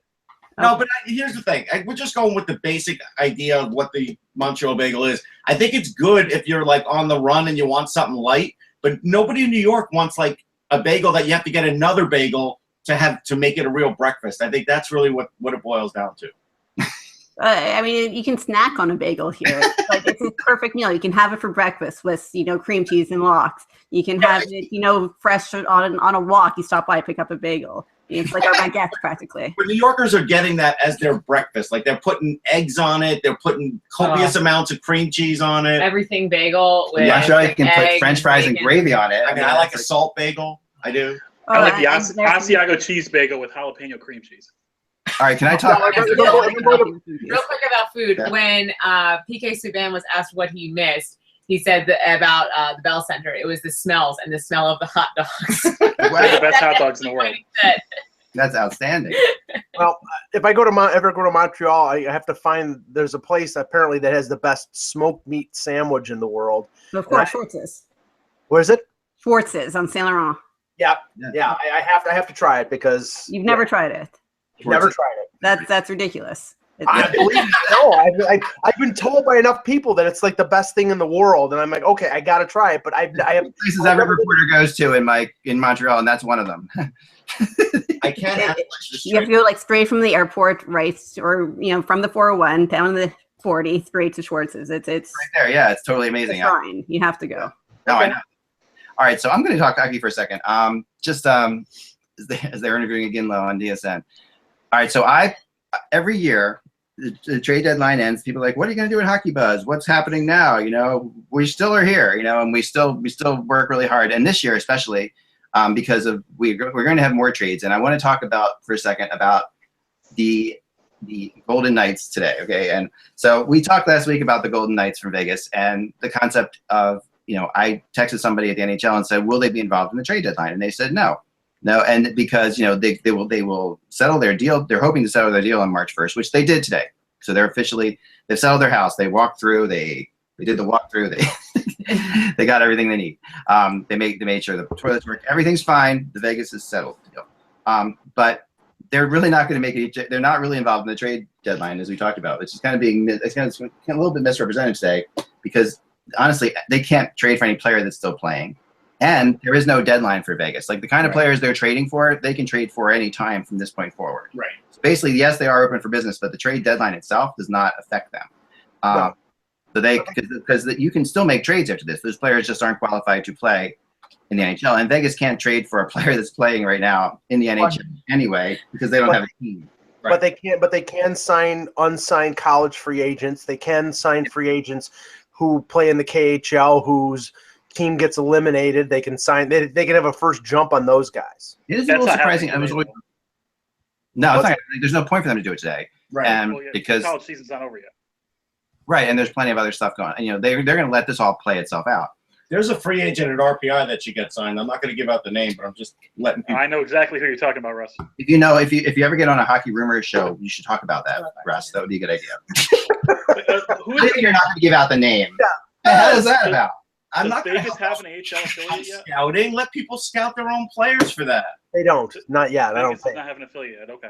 Not yet. I will analyze the Dallas Stars Do I have to trade. pull out though. some money to pay you right here? Just give us the name. How about pizza? I don't ask for a lot. It's coming You can come over here, Russ. I got some pizza. on its Yeah, way. thanks, Grandpa. Dallas Stars trade. Here's the thing about that's good for the Dallas Stars. They got Mark McNeil, right? Mark McNeil is a 24-year-old center who's had trouble breaking into, the Chicago Blackhawks. Like that is a tough franchise to break into. Sure. He is literally your fourth-line center who's good at face-offs and skates well and has a physical edge to him. And I like his hairline, by the way, because he's pretty bald. But the idea is they speak pretty highly of him. Mark Kelly speaks pretty highly of him in Chicago, and now he'll get a chance. He is a Lindy Ruff kind of player. Like this is, to get him and a conditional fourth, good for Jim Nill. Jim Nill always pays attention to prospects. This is a guy that he can insert him now and see what he has in him for next year. By the way, he calls me Grandpa, and he's older than me. Whatever. Could Vegas trade for Val Nikushkin today? Someone like that playing in the KHL? No, because they could. So. Yes, they could trade for the rights. I guess. I would Sure. think they could. Yeah, I would think they could. I mean, it's not definite, but I would think they could. That would be a smart thing, yeah.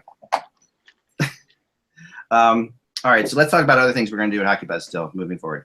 So, I'm very fortunate to be married to an incredibly smart woman, and she's a PhD, and for years I've been talking to her about this system that I devised. And last year I got pretty far with it, and I came up with this concept of how to predict who's going to make the playoffs, and not just like the website that we talked about earlier. It gives you a 35% chance of making the playoffs, because I think those sites are kind of ridiculous, because last year the Flyers had like a 20% chance of making the playoffs all year and then made the playoffs, right? Because at the end of the day, it doesn't matter when you look at the percentages of who's going to make the playoffs. You really want to know what the friggin' final standings are going to look like based on who you're playing and a bunch of other factors. So that's what I've been trying to do for years. And I came up with something. And so this has 12 different factors, and I won't say them because they're private. But some of them are, Russ, but some of them. Listen, I have an extended share service like the ESPN Insider. I know. If you send me a PayPal, I'll tell you who the player is. Okay, I will. The polls are rigged. All the polls. What's your PayPal address, Russ? I'm going to send it. Anyway, okay, so, all right. No, so this essentially, okay, we came up with the system, and I've always been a fan of a couple things. One, I'm a big fan that I think is very forgotten about, that math. Of math. Yes, I'm not good at it, but she is. And, she's also great at Excel and programming, which is fantastic. So that's important. But I do believe that who a team plays matters more than people give credit for. Like, I think not just. I think people give credit to that. But in all fairness, that's a huge deal. They do, but in these predicting things, like that percentage thing, how that's done is if they're better than the team that they're supposed to play the rest of the way, then they're given a win, basically. That's it. So the analytics don't consider their head-to-head? That prediction doesn't. That which is the one everybody goes to. I mean, everybody in NHL goes to it. Everybody. I mean, I've talked to GMs like, oh, we got a 20% chance. They go to this, right? So, but I think that's kind of ridiculous, because you have to take into account. You also have to take into account where some teams play really well. Like there are some teams that play incredibly well in another building, and so where these games are, and you have to take into account teams that are out of it completely, and what that does down the stretch. Which is something that people don't think about either in these things. So. And that changes, of course, because teams are still in it right now. So the formula had to be written in a way that when teams fall out of it, does that mean they're not going to play as hard? And then as I was doing that, I'm thinking, when a team's out of it, they don't play as hard. But I've noticed when a team's out of it, if they're still playing a rival that they tend to beat up on, they'll still beat up on them if they're out of it. It's funny that just because we've seen this many times, we call that the spoiler thing. The spoiler effect. Essentially, this team will. Montreal used to do this with Boston, for example, where they would just, they would be out of it, but Boston, and they wouldn't even be trying, but Boston suddenly would have it. So I came up with this thing, and it's really complicated, but it's kind of cool because every day, all I have to do is put the results in, and I end up with not just the final divisional standings, and how they change. But who's actually going to win the Stanley Cup based on this thing? So it's pretty interesting. So I wanted to go through it real quick. Sounds like black magic. Have a second. It's not. It's actually. I think it's pretty. I don't know. I've impressed myself with this one, so I'm going to show you guys what I've done. Okay, so all right. So for example, here you can see that, right?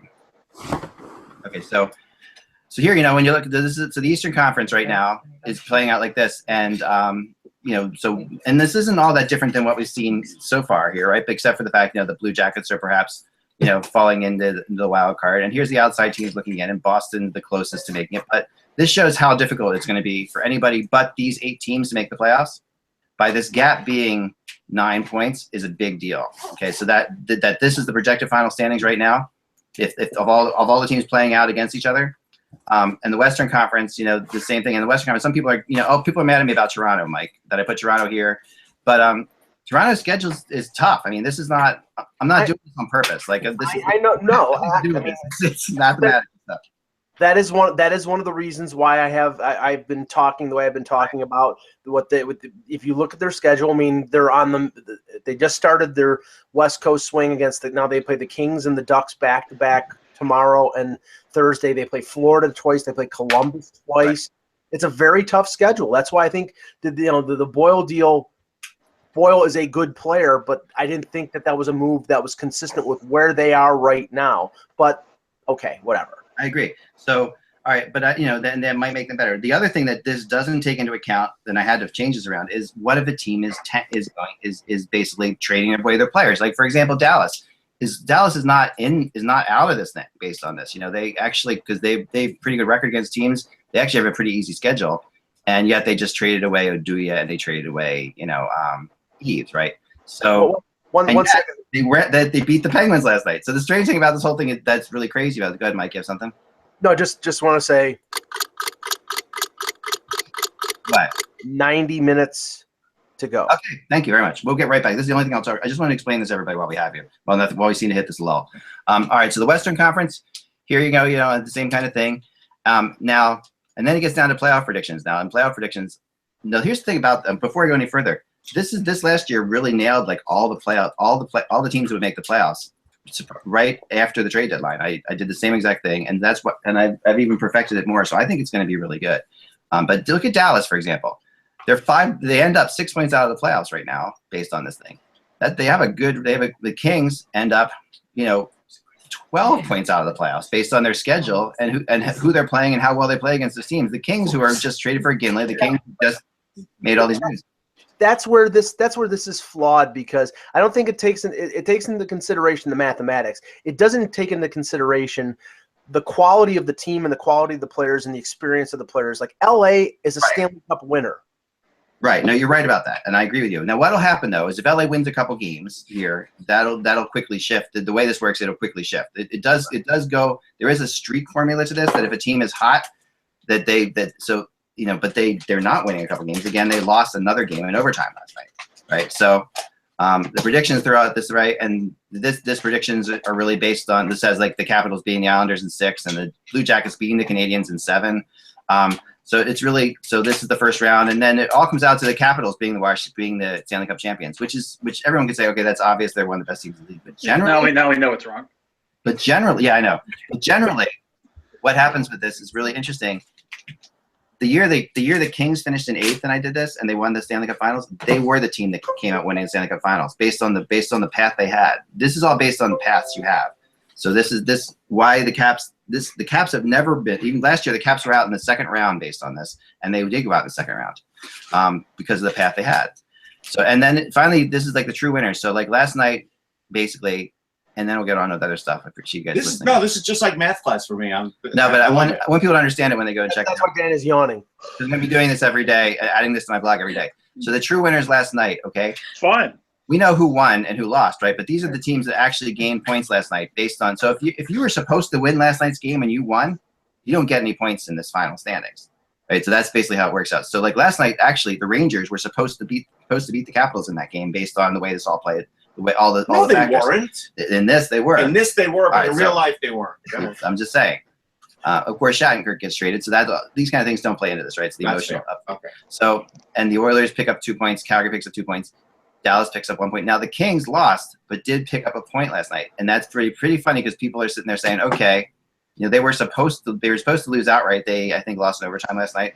So that's why this will play out the way it does. Did this predict Mike would eat a day-old pizza? Yes, It did. Okay. And so the true losers last night, only the Rangers, St. Louis, and Columbus lost points last night based on their final standings. And only one position changed last night from the night before, and that was the Kings moved from 11th to 10th, and Winnipeg moved from 10th to 11th.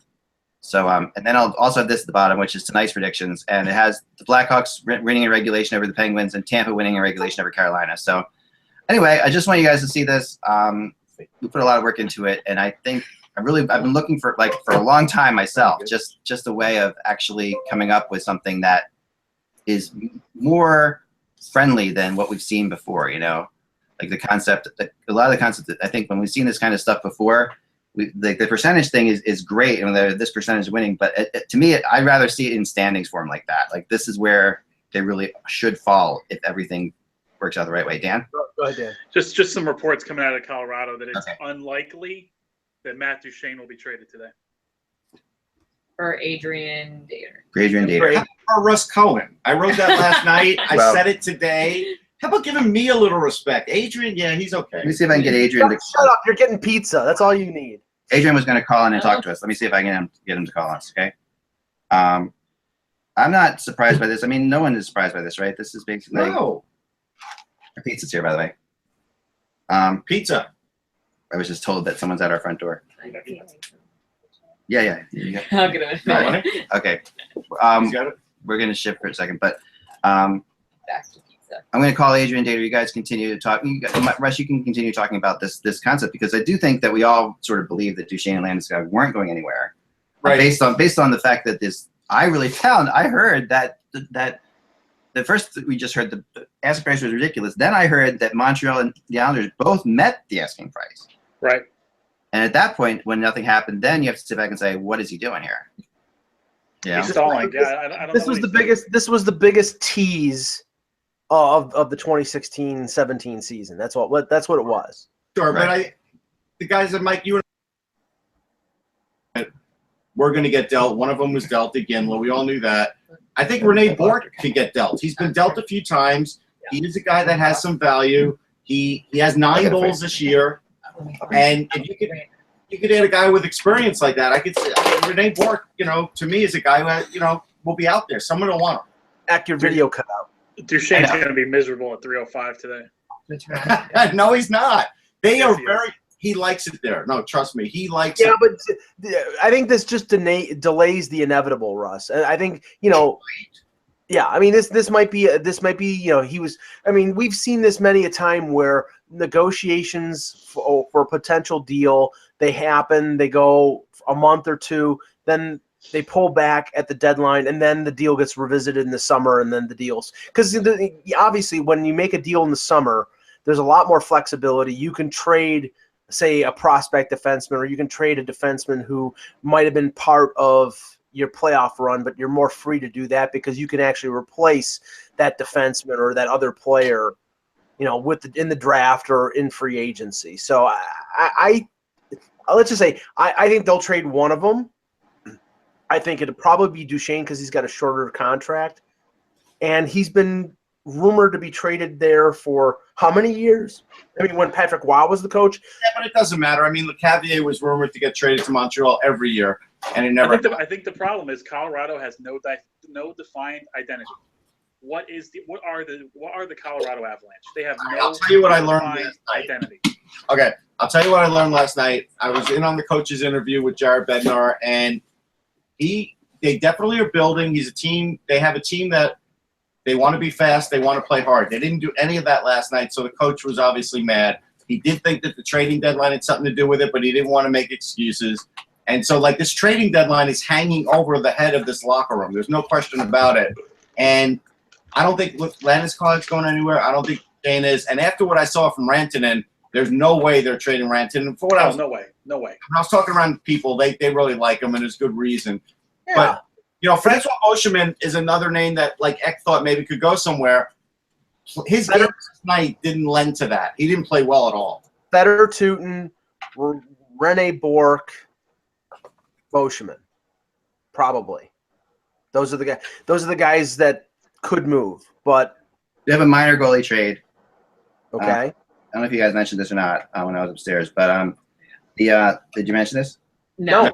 I just saw Okay, it. Tampa has sent Adam Wilcox Right. to Florida for Mike McKenna.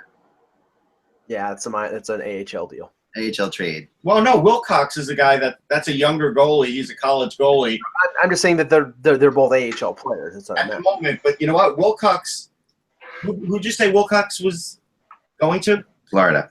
To Florida. You know, this is a good move for Florida because they do lack goaltending depth. I actually think Adam Wilcox Well, has to be a pretty good goalie.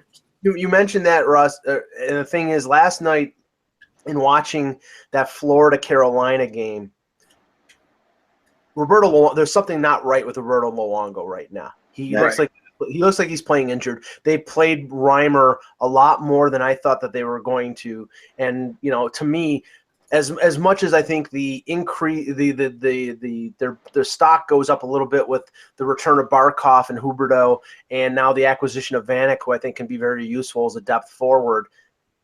If Luongo is not the main guy and not getting 75 to 80% of the starts, I think that hurts them because Reimer proved to me in Toronto that when the going gets tough, he's somewhere else. Well, an interesting thing about Wilcox is, and Eck might remember, he might not, when the Frozen Four was here, Minnesota was in the Frozen Four. He was their starting goalie. Brady Shea was on that team too, and he was great. He's only 24.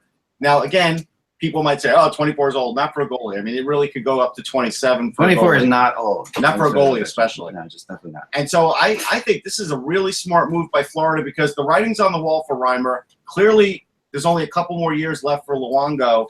They needed to get somebody. Ever since they've lost Markstrom, they've needed somebody else in their system. Well, I want to ask Jen this question about goalies because the thing is, and I cover the Marlies as much as I cover the Maple Leafs, and one of the things that Russ and I have talked about with the Habs was, Zach Fucale, who was, I'd say a little over a year ago, was considered a rising prospect. Now he's in the ECHL, and it looks like Montreal has shifted their attentions to a guy like Charlie Lindgren as their number one prospect. Why did the things sour for Fucale? For Fucale, a lot of it seemed to be mental mistakes. He lost his confidence. He got very loose technically. He was just all over the place. And the arrival of Lindgren really, spelled the end for him in St. John's. And he's falling even.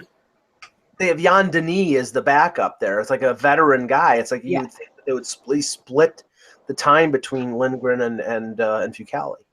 Yeah, but Fucale, the thing is, for him, he'd have like one great night and then 2 or 3 terrible nights, and there was no consistency. Or he'd let in, he'd be great for like 2/3 of the game, and then he'd lose it in the third period, especially last year when he was with the Ice Caps. So the Canadiens really lost confidence in him, and you saw that when they signed Lindgren at the end of last season. And they've done well in their prospects. Michael McNiven has been outstanding in junior this year. He almost made Team Canada. Some still think that he should have. Right. They also have a guy in the NCAA, Hidden Hockey. Sorry if I'm not pronouncing his name correctly, but he's been outstanding with, I believe, Providence this year. So it's good too. You're right about him. Yeah, I have to say, it's like we're now less than 90 minutes away. What? And since we started the show, what have there been 3 trades? It's unbelievable. Yeah, it's not been good. One player, also a minor league player who highly touted, similar to Fucale, had a horrible injury, and I think he's finally starting to turn a corner. Seen him play a lot lately, and he looks awesome. Is Malcolm Subban. I think he's finally healthy. That was a terrible, almost career-ending injury. Maybe there was some mental issues there. When you get your throat basically broken by a hockey puck, maybe it took him a little while mentally to get back. But he is really looking good in Providence. Well, I mean, I have a text that I remember I'm putting up right now. Go ahead. The Devils have interest in, and I've talked to Arizona a lot today, according to my source, with Anthony Duclair about Anthony. Oh, the Duke of Broadway. So That's interesting. yeah, I will say this. I am recovering from, I did get a half-inch splinter yesterday in my finger here, but it is recovering. I dug it out. And so I know what it is to come back from an injury like that. I typed about a half hour after that. I gutted it out. Thank you for that update, Russ. We really appreciate Not all heroes wear capes. Not all heroes wear capes. It's okay. I didn't mean to do that. It was funny. it. Yes. I'm also trying to. I've also texted a couple people about Patrick Sharp, who hasn't been talked about much today. I mean, the reports early this about possible injury. Injury, right? Hip will keep everybody away, Yeah. that's for sure. Yeah. That's what we're saying. But is it that, is he definitely off the market? Because I heard that wasn't the case. The two reports that I saw said that he was off the market because this has been a debilitating injury for him the last, couple weeks to a month, and his play has sort of reflected that. So, I mean, first of all, if he's hurt, that's a check in the negative column. Then he's got a $5.9 million cap hit. Yeah, that's kind of tough. You have to be available. I mean, if you're especially, maybe Dallas eats 50% of the salary, but still, you're talking $3 million, and that's tough. You need the guy available if you're spending that kind of money, and not a lot of contending teams. And we've heard Pittsburgh, we heard San Jose, we heard LA, or Anaheim. Some of these teams don't have $3 million in cap space. Yeah, no, you're right about that. And I mean, when you're really, I also think that Washington was the real place for Patrick Sharp to go. And then with the Shattenkirk trade, that sort of eliminated that because players that they were using there, for Shattenkirk. I talked to somebody today about, let's talk Shattenkirk and Brent versus Brendan Smith for a second, because I had an interesting debate with somebody about this. And they said, as good as Shattenkirk is for the rest of the year, versus Brendan Smith and what the teams gave up, this team and Shattenkirk with the belief that he's going to sign with the Rangers anyway, which is a large belief next year. The Rangers may have really pulled off something here. Well, they got somebody who could play. I mean, I think Brendan Smith's play has been up and down. He's only played like 9 games since February 4th, but that's all the games they played. He has a knee injury himself, and that's the problem with this all. Like, let's see if he can get through this, because if he can't, clearly we're gonna say otherwise. But yeah, they knew not to overspend for Shattenkirk at the deadline, which was smart, because he's still going to test free agency. Yes. Right. So I think that was an astute thing. They did get a guy who could at least fill in as a 6. That's an astute thing. The only thing I don't like about Brendan Smith is he does turn the puck over a lot. Right. But he'll fit in well. He'll fit in well with the Rangers. He can skate. He is a big body. And so in that regard, it's good. And Dan Girardi's out for a couple weeks with an iffy ankle. Let's face it, Dan Girardi's whole season has been iffy. It started off better than last year, but it got iffy quick. And so they did get that as insurance, probably in case Dan Girardi, has to sit some games. And, I know Ranger fans don't want to hear it, but some do and some don't. It's kind of a split thing. So, yeah, in short, I think it was smart by the Rangers. I still don't know if Kevin Shattenkirk is destined to go there, because a lot has to happen for that to happen. And I don't know. I mean, again, Brady Shea's doing great. Go look at how many assists this guy has, and Alain Vigneault is just starting to squeak him into the power play.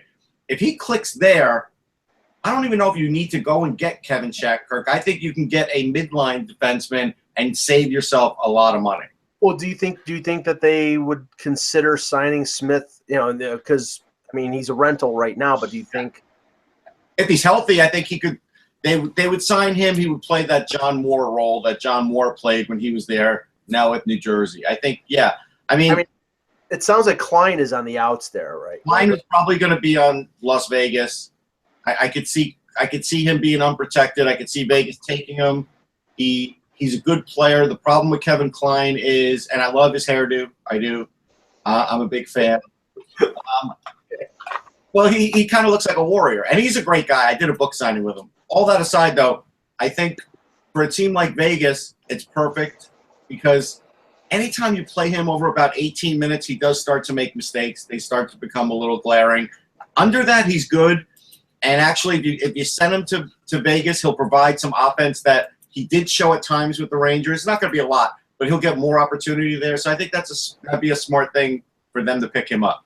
I have to say, because we just mentioned New Jersey before, it's it's funny, and Jen, you can maybe chime in on this because this guy played in Montreal, and it's just funny how things have ended up for him. P.A. Parenteau, last year, when the Leafs were doing a massive dump of anything that was moving, they probably could have gotten a second-round pick for Parenteau, who was their leading scorer at the time, and he just, lo and behold, like 3 days before the deadline, came up with this mysterious injury, and they couldn't trade him.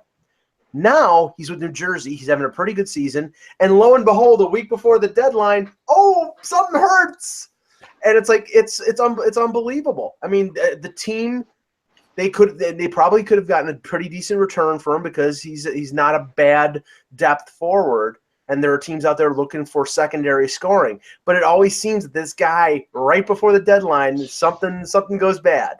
Yeah, it's a coincidence, eh? Something a little not kosher there. No, accidents happen. I mean, what are you gonna do? He can provide, a boost for sure to some teams. I don't think Montreal would have been the right place for him again. I know where he's not going. Now he's not going back to the New York there. I don't think so. No, he would have looked good. Well, the one name that keeps coming up with New Jersey, and I mean, we'll see if in the next hour and 11 minutes he gets moved, was Kyle Quincy as sort of a depth rental defenseman type. There was some talk about him maybe being because Jim Rutherford came out, the Penguins GM came out and said that they might be looking for another defenseman. To pad their blue line because they have so many injuries and so many things that are uncertain. And Quincy doesn't make a lot of money, and he's had some playoff experience, so that might make a little bit of sense. But there's a team that should be out and out selling anything that's not nailed down, and it doesn't appear that they're really doing that. I mean, other than Parenteau, which they probably would have moved if he didn't get hurt, and Quincy, there's not a lot of talk about a lot going out. But they never do much. I have something interesting that Jillian's got here. Yeah, so apparently Couturier, they've been reported that Couturier was abruptly asked to leave practice. Oh. Tim Panaccio. Yeah. Couturier. Yeah. Couturier. Wow. That was everybody's reaction was pretty good on that. By the way, does he have the same appointment that Radko Gudas had last week? I'd take Couturier. Like, it's hard to read too much into it. I'll say this. He would definitely have trade value. If the Flyers are trying to make some sort of bigger trade for next year too, he would have to be included in it. So I get that. Me personally, I would not trade him, and I'll tell you why. It's hard to find big centermen who can play defense and can at least get you 35, 40 points in this league. It's really hard to find that. He is one of the only Flyers centermen that can do that. Everybody else is smallish. So unless they're getting a real star out of this who's going to provide more offense than Couturier and clearly less defense, I'm not sure I like it, but I'll have to wait and see if anything materializes. But, it would have to be something. I mean, obviously they're not trading for defensemen because they have so many defensemen, but I mean, Duchene. I mean, that's the only thing I can think of. I mean, I would think that Joe Sakic would more than that. I will say this: Joe Sakic was not in the building last night. He stayed back in Denver and was actually manning the office there. So I don't think there was conversations that they had yesterday. That's for sure. So we are here getting from off the screen here that he is rumored to be sick. Also, winger. That makes sense. I can never say that. Someone else was sick the other day and they got traded. Radom Verbrata was just taken off the ice for Coyotes. Verbrata was taken off the ice. Now that's significant. Yeah. To finish your thought on Couturier, though, because a couple people had talked to me about him being traded possibly, and the Flyers fans are really down on him. You read through the internet, it's really bizarre, and I don't know. What's the internet? Yeah, what is the internet? We sure don't know. But no, the idea here is that they think he's been disappointing, and I've been telling people like Couturier is incredible, has a lot of value. He does, and he isn't valuable to the Flyers right now. Like with a team where they are right now, yeah, he doesn't have that much value. But if you're a team that's in the playoffs, like the Capitals would friggin' love to get Sean Couturier. He was pretty great with Konechny on his line until Konechny got hurt. I mean, there's I wouldn't be rushing to judgment on this. Yeah. Can somebody please? I mean, sometimes there are rumors that make sense. Sometimes there are rumors or rumblings that clearly are just completely out in left field. And the rumor about Claude Giroux being traded is so ridiculous. Yeah, it doesn't make it. I mean, it really doesn't make any sense. It's Boulder Dash. That's what it is. And I'll tell you something about Hextall. He's got. I heard this again last night talking to somebody, and it's true that he has taken this my favorite stance of all, the Lou Lamoriello stance, of that he will talk to a team, and he tells the general manager he's talking to. Lou made this famous. That if this gets out, what we're talking about, if this gets out, it's off. Like we're not talking about it. Yeah. Now that's Hextall's doing that, and Lou's done that for years. Now that I've heard mixed about whether or not he legitimately like holds people to that. Like if he's actually, because I will say this flat out that I one time reported that Yager was going to New Jersey, and it happened. And so I'm thinking, okay, because you said this to UFAs as well, like that. And maybe when you said that, someone got fired. Do you feel bad? No. Okay. Because I don't think.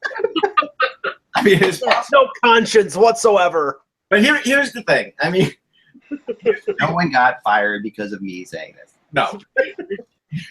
Verbata's still on the ice, guys. He wasn't taken off. Oh, he wasn't. No, he's still on.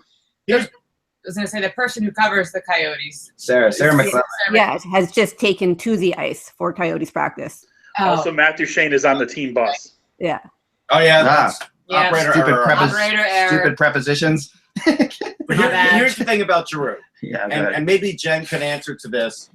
This sounds like a Le Presse special because Montreal had a chance to draft Giroux back in the day. They didn't do it. And because they didn't do it, there's always seems to be that rumor. And it just sounds like if I were going to guess, it would come from Le Presse. But that's just me. Or somebody sitting in their basement. Right. But yeah, Montreal is. Wait a second. I think we're all except for Dan. We're all sitting in our basement. Right. The Secaucus Red Roof Inn does not have basements. Right. No, that's fine. I'm perfectly happy with my basement. Is there radon in this basement? I didn't ask. No. Actually, we had it tested. I have my CO2 monitor in the other corner there, Russ. No. You might need it. So okay. So Verbata's taken to the ice. Not bad. No, it's all right. It's his trade deadline. That's what happens. The salary cap is ruined deadline day. Yeah. Not you. And I mentioned this on a previous webcast. I mentioned this on a previous webcast. Create some drama. You're welcome. It was exciting for a second. I mentioned this on a previous webcast when Kevin Allen was on. You would think that the league would recognize that this is one of the more popular days that fans. Some fans take off of work to watch the trade deadline coverage, or continuously check online or watch something online. Thank them for it. With nothing happening, with no little or no room, it's really sort of disappointing. Now the thing is that nothing can be done until the new CBA is passed. But I would think that teams would want a little more flexibility, some sort of Larry Bird exemption for players, for re-signing players, or something that gives them more flexibility. Because right now, this is bunk.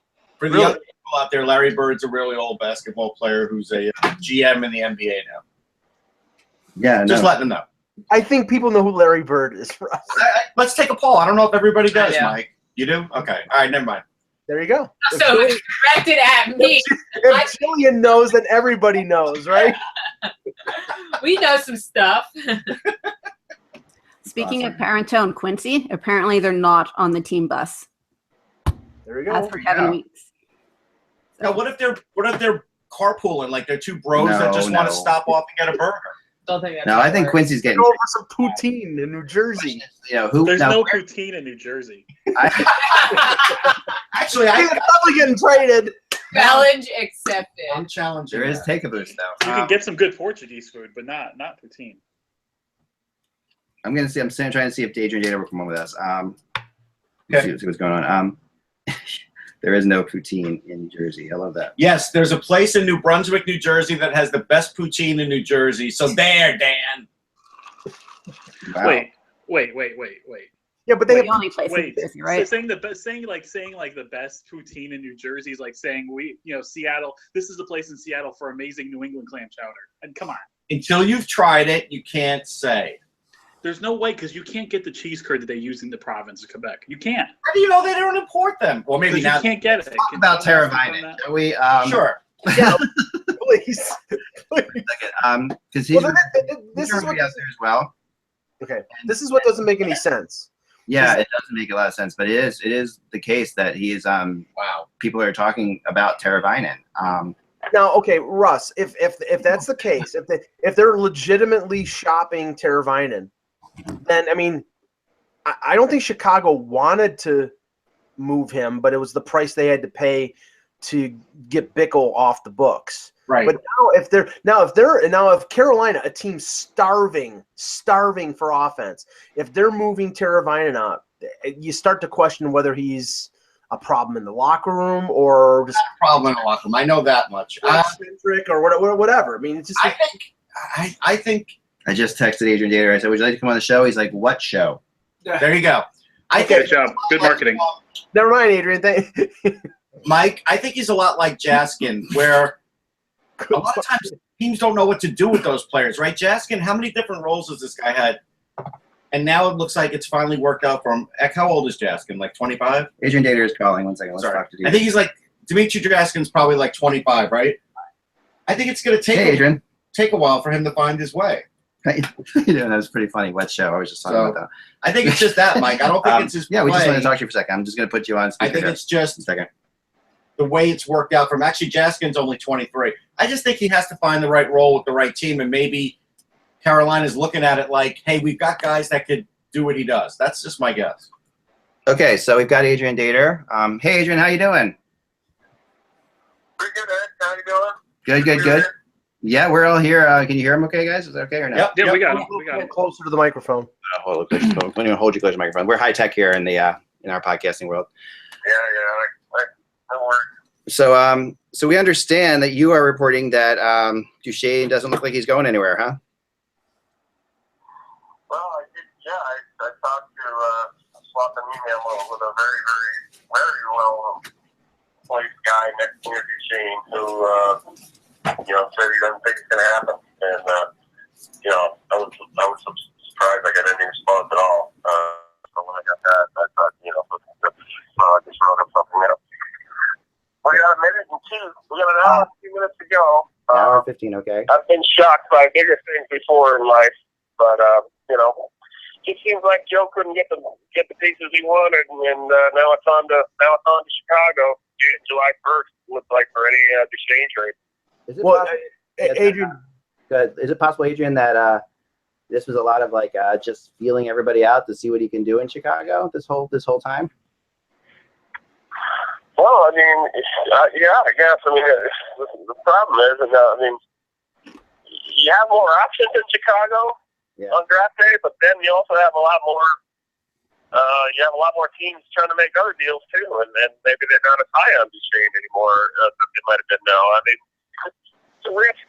I really thought that Duchene would be dealt by now, just for the fact that he's moping around. He doesn't really want to be here. He knows he's not wanted. I mean, it's just bad optics if he comes back now on the team playing Saturday from Winnipeg, right? I mean, it's just very awkward.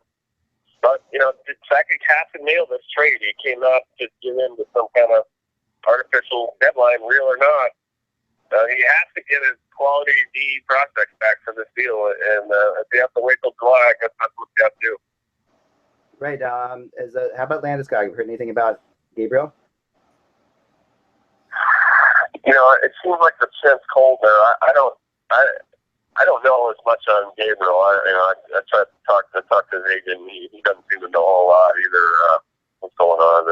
The sense I get is that same conditions apply. Very, very high ask and not enough. Tangible offers on the table to make a deal. Gotcha. To me, he's possibly a more impactful player on a team that might want to make a run this year than it may be Duchene. Well, I can argue that. I mean, he plays a more powerful game, playoff style game. maybe. But yeah, nothing. I have not heard much of a peep at all from anything anywhere I've asked about Landeskog. Okay. Earlier it was Boston that seemed to be hot on him. Yeah. But then when they just wouldn't give up Carlo, that kind of ended all that. So again, it looks like we're back this summer. I wouldn't be surprised though if they end up just keeping Landeskog for good and pulling him off the market at some point. Right. I mean, I would see that. Now, the other name I heard today was Tyson Barrie's name mentioned. Is he possibly available? Hey, listen, anybody who's not named Nathan McKinnon is available on the Avalanche. So it wouldn't shock me either. I have thought of that, tucked away in the back of my mind that, what about Tyson Barrie? Definitely possible if the offer's right. I mean, I don't think he requires the huge boatload coming back. Obviously, they probably want a real good. It depends. I mean, if they got rid of Duchene, then they probably want to deal Barrie for a forward. But if Duchene's not going anywhere, that probably does decrease the odds of that deal coming. I don't think they hate Barrie here. I think he's had a tough year just like everybody else. But it doesn't seem like he's being bandied about as much as Duchene was, and is still. I mean, Duchene is clearly going to be going somewhere July 1st or a little after that. The situation I just don't see is, I think it's irreparably broken, and they're going to have to suffer. You're just going to have to play out the string, and then summer comes and he's out somewhere else. Yeah, that's great. That's awesome. Well, how can people follow you on Twitter today? Thank you. At ADater, just simple. Okay. There, right for a place up BSN Denver now, so check out my stories there. We're wrapping fun there, and good new startup site in Denver. It's going to be making a lot of news. Fantastic. All right, thanks so much, Adrian, for jumping on. I really appreciate it. Okay, Eric. Talk to you later. Talk to you soon. Okay. We have a trade. It's been reported by Darren Drager, Quincy to Columbus for Dalton Prout. Okay. Wow. There you go, guys.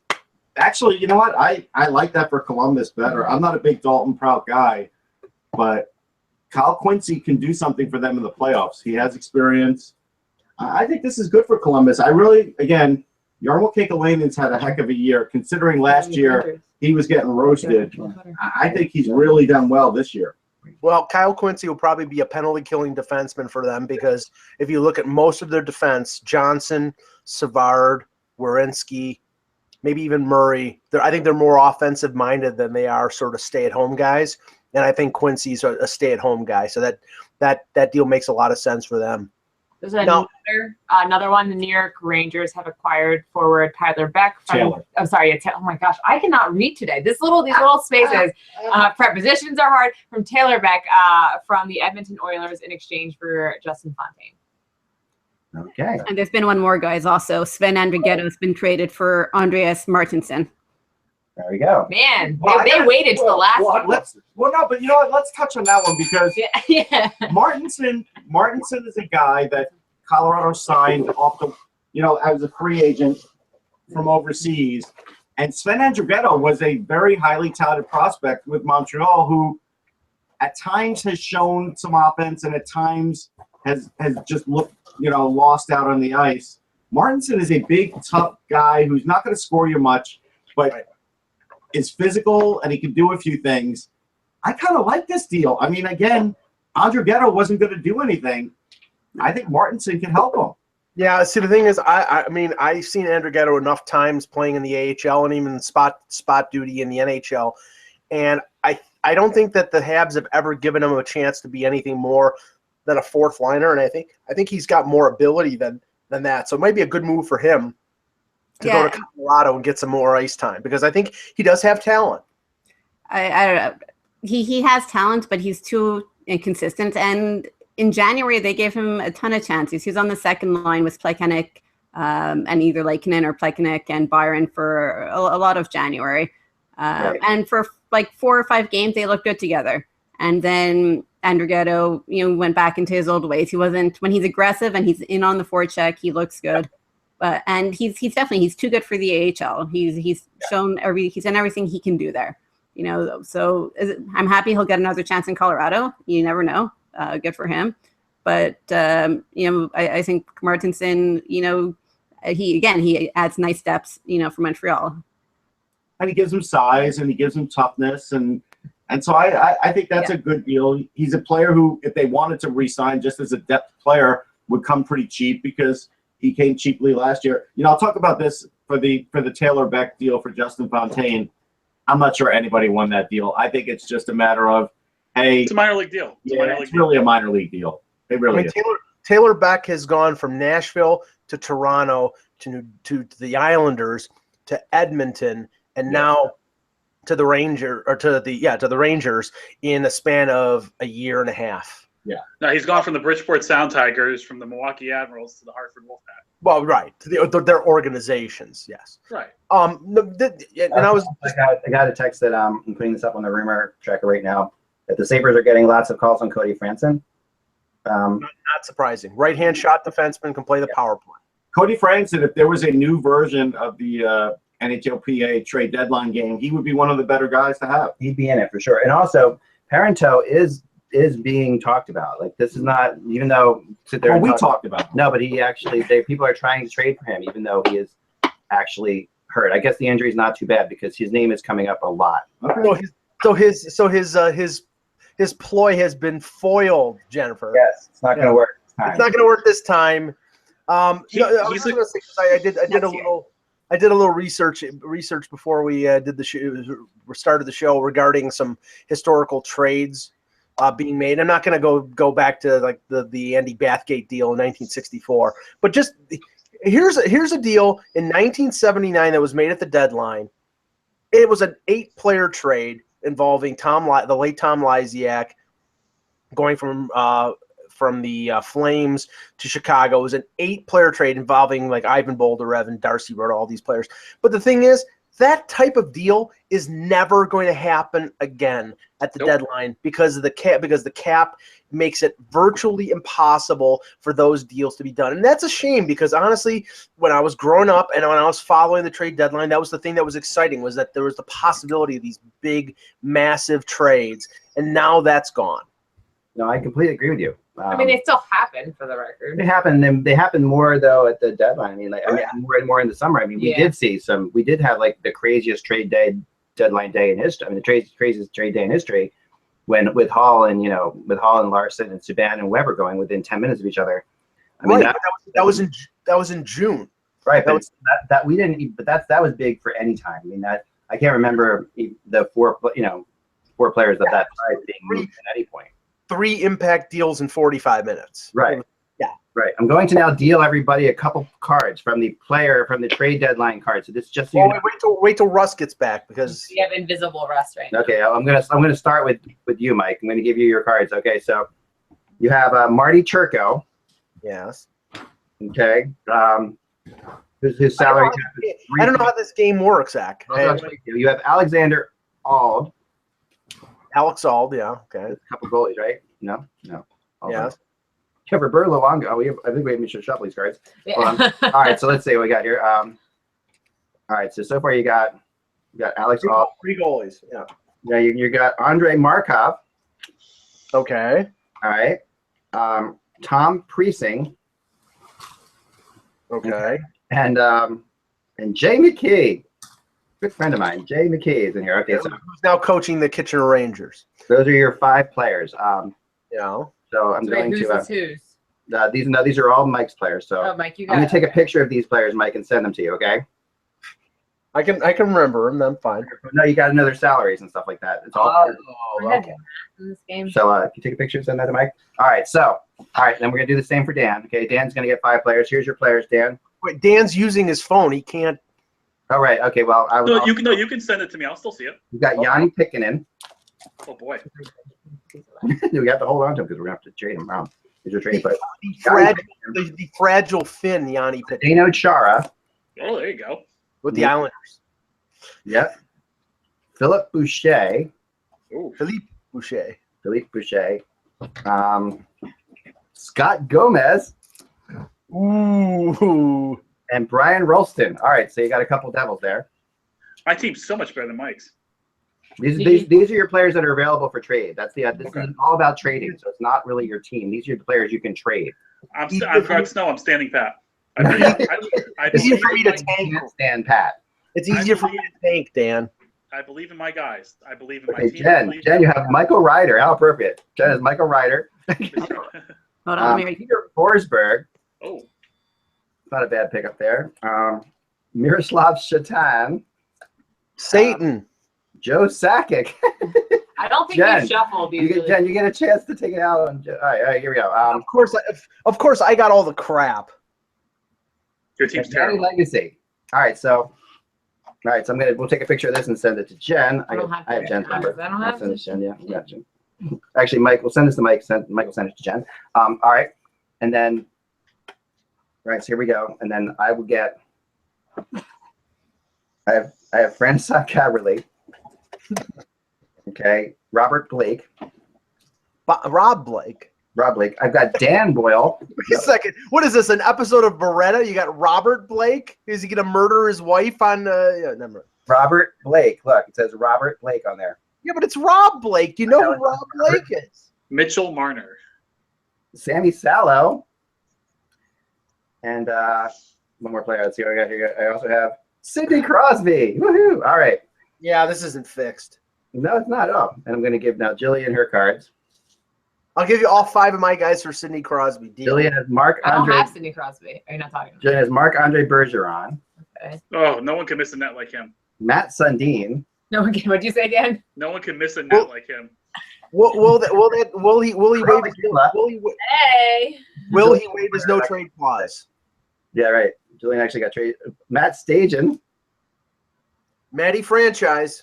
And Timu Solani. You got tough. Yeah, interesting team there. Iginla, Sundin, Solani. That's good. All right. This game's rigged. I'll do mine. Oh, I did mine already. So I got to do Russ's. Well, Russ will. Not fixed. Right. Invisible Russ. Oh, can we please get a trade? All right. Okay. Now, how this works is this: we have to roll a dice. I will roll dice for you, and then I'll tell you what happens. Okay. So, and then there's actually a computer here that'll determine whether or not the trade is valid. Okay. So. Somebody actually made a game like this. This is like actually real life game. Available by the NHL. It's somebody with absolutely no freaking life, is what it is. No, this is an NHL. That's why we're playing it, guys. This is probably happened during the lockout when the NHLPA was like looking for revenue. Probably that's my bet. All right, this is an NHLPA game. All right, so I'm gonna let Wait, but you have to deal Russ's cards. Yeah, all right. Russ's cards. Brendan Shanahan. Okay. Give him this. Okay. Danny Heatley. Okay. Dean McCammon. There's a player who was traded all the freaking time. All right. Dion Phaneuf. You can have them. And Jaromir Jagr. All right, so Russ has quite a few players there. My team sucks. We have to cut to Russ Cohen doing a remote here. Russ, where are you? I am live at the HockeyBuzz rink. Oh Lord. I think I want to get this. Isn't there like a severe thunderstorm watch right now? Well, you know, it's a little blustery out here, Jillian. Thanks for noticing. I'm just kidding. Weather on the 6th. I do want to let people know that clearly they have given up here. It's 70 degrees. It's kind of sad. Russ, it looks like you're in Newark. If Jen notices, it sort of looks like one of the old like Olympic grounds that isn't being used anymore. You know, like when they abandon it. On that little island. Mm-hmm. Yeah, just you know how like they play the Olympics and then they right. 10 years later we go back and look like in Stockholm or something and the place is just a shatters. Right now I'm at the Canadian flag. I'm not going to sing, but I think people in Canada will be sad. Yeah, but Ack is a mop behind you, Russ. if you notice, the Canadian flag is probably hitting the ground, so it's total disrespect to Canada. There is a mop there. As you can see, at this point, we're just down to the mopping up process. This is the greatest thing this show's ever done. As you can see, the boards here, the boards are really taking a hit with the wind. Yeah, it's not doing great. It's really not. And over here, I'm gonna fire the ground crew on this one. Mm-hmm. Over here, it kind of looks like that tent city that they used to have in Miami a few years back. That's my desperate attempt for shade. Keep the ice from melting. Yep. Jen, doesn't this look like the Bell Center? The exactly. But you're on the Exactly, of course. It sounds like I will tell you that there is a net here, and as you get to score a goal there for somebody, I don't know who. Yeah. But that's where now I I feel like a winner. Woo! Nicely done. When I get frustrated, I go out there and shoot pucks into that net all the time. So yeah, this is. Oh wait, I do want to show off this is the lights. They did have dreams of actually playing at night or skating at night, and we got great lights. We got great at night. We light up the neighborhood. They're awesome. They're all solar powered, by the way. It's also part of the neighborhood watch. Yeah, this is just a dream. This is just a dream that's gone down the the crapper. He's got solar powered lights, but he doesn't have ice. Well, I like I said before, I was going to go with the PVC piping that they used in the island, but it didn't seem to work for them. I'm not sure if we're auctioning up stuff, but we could, there's a snow shovel here that could probably fetch $10-15. I want the bucket. It's a nice want shovel. the bucket? I think they're mocking you. Okay. You think The they're United mocking you? States flag, the U.S. flag is over here at half mast for obvious reasons. Turn it upside down. No, it's not upside down. It should be. It's fine. All right, Russ, why don't you get the hell back inside? All right. I just wanted to let people know what was going on. Thank you. Lord. All right. Anyway, I don't know what to say to that. You tried. You gave it the good old. All right, so we've got the cards now. We'll see what happens. We're still gonna be looking for trades as we come into the final hour. And remember last year what happened was we actually had more trades happen after 3 o'clock than happened before. If I remember right, when there were like 9 trades that happened after 3 o'clock. Yeah, I'm not feeling it though right now.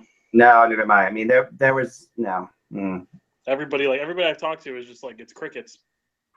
Yeah, I mean, you still would have to think that some players are going to move. You still think Boston's going to get a backup. Well, they're the only team right now in the East that is playoff contending that hasn't done anything because Columbus made a move. Right, everybody's made a small move. Right, it's true. It's a good point. Boston's got to get that backup goalie, right? So, and you would also think that Mark Streit would get traded, but that hasn't happened yet. But so I don't know. We got an hour to go, or 40 minutes to go, right? 40 minutes to go. What happened to the Boston, Colorado rumors? I know. Nothing. All right, so let's get to it. Let's get to this awesome game here. Who wants? All right, ready? Who wants Johnny picking it? You won't even know. Okay, so I'm going to roll the dice. Dan, you're going to go first, okay? Okay, yep. Rolling dice. I'll tell you what you're going to do. You got to roll a 4. Okay, that means you have to do. I changed the scale a little bit because it's a board game, so I changed it around a little bit. My own rules here. But okay, that means you have to. You can make a trade with a GM of your choice for any player whose salary cap is within $1 million of yours. So. All right. You looking at? What you got again there, Jillian? Who are your players? I did not take Jaromir Jagr from him. Jillian's got a good team. She's got a good. Okay. Do you just want me to do it like this? Yeah, just tell him who you got. Here, ready? Just. I don't like here. It's because then he can actually look at them. Well, he can't see them. Oh, you can't. No, you can't. The lights are horrible. Okay, I have Solani, Iginla, Bergeron, Satan, and Sadine. Stajan, and Stajan. Sorry. That's not going to help. All right. The report is that Jarome Iginla will be in Los Angeles tomorrow to play. He will play on the top line with Anze Kopitar as they face the Toronto Maple Leafs. What is Jagr's salary there on your card? Right, Jagr's salary. Me? Oh, Jagr. I stole Jagr. That's Russ's card. Yeah, I stole it from Russ, but I get it back. You can make the trade. The salary is $8.36 million. Okay, wow. Okay, Chara's a bar. I have Chara. Chara's a bargain at 3 point something. Yeah, Chara's a 3 point. Yeah, okay. It must be a long drive from the rink to back to back. What do you give me for Chara? Let's see. Okay, you got 3.6. I'll tell you what I'll offer you for Chara. Okay, but let me just interrupt something for a second here. We have an update here. This is the theme song of X Ring. Aww. It looks like that. Have you guys ever seen that documentary on Chernobyl? And like they have that amusement park that's like still there, but it's all Wow. Man, they are. It's actually quite pleasant, and really, and people come from miles around to play on this rink. an abandoned swimming pool. No. All right, I've got Dan Boyle for you, Dan. How about that? That's what you're giving me for Zdeno Chara? No, you should. For Chara, I'll give you Sammy Salo and Dan Boyle. Can What's I pass? the goal of this game, by the way? Like, what am No I? idea. What's the goal of trade deadline? But like, I don't know my other team. Like, I don't have anybody else. No, that's on all my you have. team. Oh, or Dan, you can choose. This is the other thing you can do. Sorry, I forgot this. You can choose to actually just take a random player and trade him in. Like, what's this? Okay, yeah, let's do that. Let's do that. I'll take a random player. Now I'll get to the action cards in a second. They're really hilarious. All right. I'll take a random player. So you've traded him in for Mike Modano. I'll take him. Okay. Now I must read an action card. Okay. Okay. It says your veteran players are unhappy with lack of ice time. Okay. Okay. Take your oldest player and hand him over. Brian Rolston. So who's your oldest player? It's got to be Brian Rolston. Hold on. Yeah, I would say it's Brian Rolston. Yeah, there you go. Yeah, it's Rolston. All right, so you lose him. You got Madonna. You made a pretty good trade there. I'm fine with that. Yeah, it's a good deal. All right, good. All right, so Mike, you're up. Mike rolled a 5. Okay. I got to get rid of the French directions here. Yeah, but I can't All talk. right. Mike, the player who makes the most money for you has just suffered a season-ending injury. Womp womp womp. That's got to be great. I'm tanking. That's great. It's appropriate. Even in this, Mike is happy that his team is looking towards the future. I can draft Austin Matthews. All right, Jen, did you receive your players? Austin Matthews wasn't even born yet. Did Jen receive the players? All right, we rolled a 2. He's young. He was born. Okay, Jen, you can choose one player in your hand to give a no movement or no trade clause to. Ooh. All Wow. right. Peter Forsberg. Yeah, okay. Peter Forsberg is being given a no trade clause. Now here's Jen's action card. Ready? Your franchise player, your best player, is in a scoring slump. You lose 10 points. Oh, so there's points. Like, how Yeah, else but do I get points? we don't know what they mean, so we're It's like, what, whose line is it anyway? Or the points mean nothing? exactly. That's what's going on here. All right, Russ, you can roll the dice here. Okay. Mike, That's the best deadline ever. One. We said roll in here. Like, I don't know. I didn't. All right. Uno. Okay, Mike, you've got to make a 3-way trade. All right, that's gonna be. Russ has got to make a 3-way trade. All right. So I'll tell you what. Who wants Dion Phaneuf? Not me. got to go to Mike. It has to. Not me. You don't want him. I'll do it just for the sake of the game. Thank you. Thanks, Jillian. What are you I'm willing gonna to- lose anyway, so. What are you willing to give up? What do you? Okay, there's some things I won't give you, but. Well, there you have it. Actually, Jerome Iginla. No, get out of here. Yeah, Jerome Wait. and Dion love each other so much. I'll throw in Marty Turco. Great relationship. Matt Let Stajan. me see. Matt Stajan. All right. Matt Stajan and Dion Phaneuf were traded for each other, so there you go. I feel like, We need another person fine. jump in. I'm going to jump in. I'm really to throw Sammy Salo in here. All right, so Matt Stajan went for Dion Phaneuf. Really, that's not a fair trade. No. I'll take it. It's fine. No, now wait, now wait. 3-way trade. But Mike, I know, Mike. What do you? Marty Turco. Sammy Salo. Sammy Salo wasn't even good then. He was always good. So Mike's offering up Marty Turco. Marty Turco. I'll take. All right, Marty Turco. All right, So Mike ends up with Matt Stajan. Sorry, Mike. which is perfect because he was Perfect. elite. I'm taking. There you go. I It's, have to go to the computer. All right, ready? give me all your crap. That's what I want. Give me all your crap. Okay. The person directly to your right, which is Jillian. Yeah. The fans are upset with you and are asking for you to be fired. You need to make a trade now. What are you going to do? I resign. Jillian stepped away. I sell my team. Jillian is Patrick Wada. I'm done. All right, wait, no, what's the Drops the microphone and walks away. What am I supposed to do? I'm You sorry. got to make a trade because your fans are upset with you. All right, how about Iginla? We're doing really horrible, so we have to. We're doing really bad. I'm going to give you Frantisek Caberly for Iginla. Your fans will love you. Oh, sure.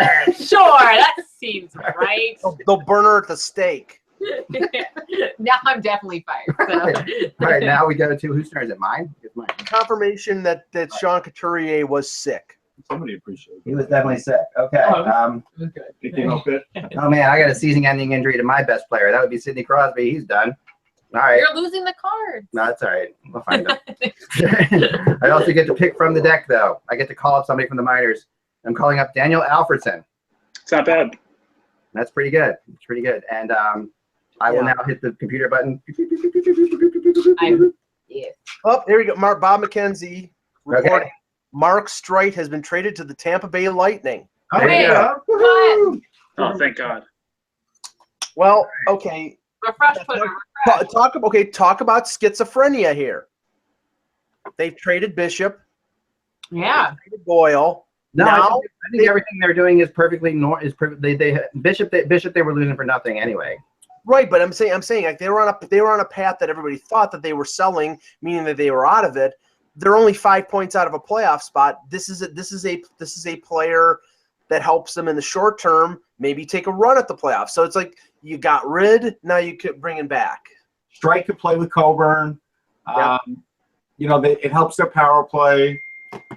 I think that this is a good move for Tampa. This is Putting together a legendary Flyers defense of 2012. I was gonna say, how many times has Tampa taken Flyers defenseman? Yeah. Well, is Streit a UFA at the end of the year?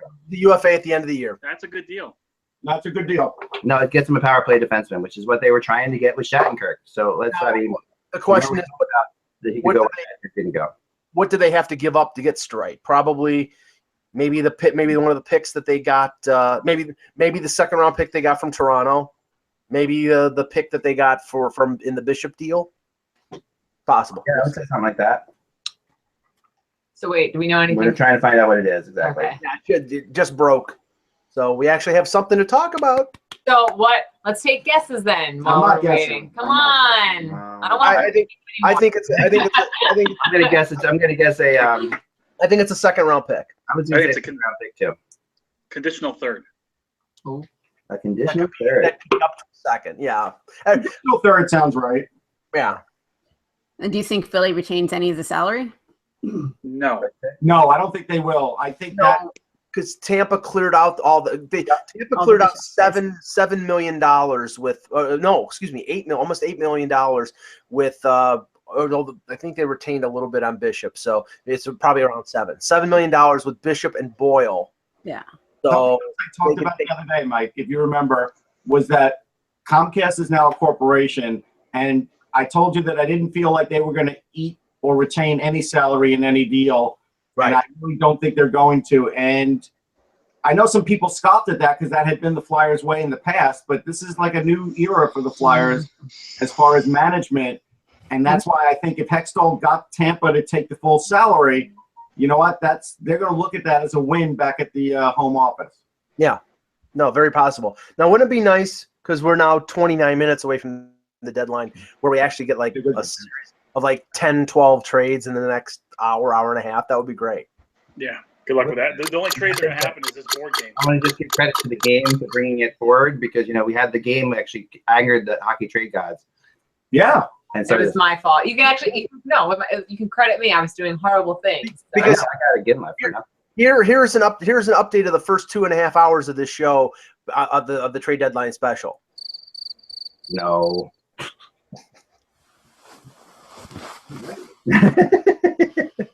Yes, Mike's here all week. So gotta keep it light, gotta keep it fluffy. Oh yeah, no, for sure. We do. What's funny about this trade to me is the Tampa Bay Lightning and the Philadelphia Flyers have this incredibly long history of trading with each other. Like Valtteri Filppula Filppula coming back to Philadelphia. Filppula's a Flyer. So here you go, folks. That was okay. Here we go. Filppula, because I was looking at this because of the deal, the rumor deal with the Leafs. Filppula has another year at $5 million. 32 years old. He's still a pretty decent player. Yep, and actually the Flyers need help scoring. That's a great deal for Tampa. They get that contract off their books. Yep. They get an expiring It's good deal. for everybody, Dan. That's good for everybody. That's a good deal I'm for not the both. biggest Filppula fan. His days of 50 points are gone. Filppula and a pick for Streit. It's a great deal. It's a great deal. It's Filppula and a pick, it looks like. Now, you know what? This is a good deal for the Flyers because Filppula is going to be a Hackstall kind of player, and so that's but a guy who could still score a little bit. Not a Hackstall kind of player like as in Chris Vandevelde. I just want to make that clear. But look at this right here, because with Filppula now you've removed $5 million of Filppula. Yep. For next year. That's money that they're going to use probably to sign Palat, Tyler Johnson, and or Drew. Because I don't know if that helps you get there, but you're not going to be able to sign those guys because Palat and Johnson are, I think, 1 year or at most 2 years away from unrestricted free agency. They're going to expect big paydays. Palat will get signed because he won't be that expensive. Johnson will get signed if they trade Duchene. If they don't trade Duchene, I don't know if Johnson will be there very, very much longer. That's just my feeling. It's going to be one or the other. Yeah, but you would think, Russ, now that they've traded Filppula, because Filppula was one of their centers, that would lean more towards them locking up Johnson long term, because it's Johnson. It's Johnson and it's Stamkos when Stamkos comes back. But is Johnson worth locking up long term? That's really the debate. Well, it's either that or you go out and you trade for a center. You're going to need. They might. They might. How good? I know that there's been some talk that they think Braden Point is really good and that they're excited about him. But is he ready to step into a main position on that team? Well, he's already playing up there. Look, he's good at what he does. Is Braden Point going to be a scorer like Tyler Johnson? No. But Russ, Darren Drager reports the Flyers have retained salary in the deal. Oh, there goes my theory. Oh, well. Yzerman do this. He Yzerman is a magician, man. He is a cap genius. Yep. What I find really interesting about Yzerman, though, is that he has no problem dealing with in division. He's fighting with Florida. He's fighting with Philadelphia for a wild card spot, and he has no problem dealing with them. That's I've always liked that, actually. I've preferred that. It's never been the way the teams usually do it. But I've always preferred it because it makes it, you're going to bet on somebody, bet on yourself, right? Just go for it. Who cares what half of the teams do? Here's the unusual thing about this trade. It helps both teams. It helps them out in terms of cap situation. It helps them out in terms of position in terms of, Philadelphia's got defensemen, so they can call up a guy like Hogg to replace Streit. Mm-hmm. They strengthen themselves up front. They're both basically in the same position right now, a few points out of the playoffs. Teams, usually teams that are battling for playoff position aren't helping each other out, but this was too good to pass up. Both of them are helped out. Both of them have improved and may have now a little bit of an upper hand in terms of gaining ground in the East. So here's the thing with Tyler Johnson, and I remember we discussed this a year ago, Kevin Allen, all of us, and I wasn't in favor then of signing a long-term deal with him because I wanted to see if he could keep up the consistency. He's got 39 points right now. Considering he had 72 a couple of years ago, and then he got injured, the next year he played. How many games played has he played this year? 59. So how many games has he missed? Not a lot. Okay. So 39 and 59, he's going to maybe get 50 points if he gets hot. Here's the full deal. The Flyers have acquired Filppula, Tampa's 4th round pick in 2017, and a conditional 7th in the 2017 NHL draft for Streit. So Filppula, a 4 and a 7 for Streit. Yeah, I think that's a good deal for both. I'm going to contend that this is a really good deal for both. I agree. It does give the Flyers offense, which they needed. It does. It gives the Flyers fans some hope that they're actually trying to do something. Well, this is the Hextall kind of thing. They're doing something at least for a year.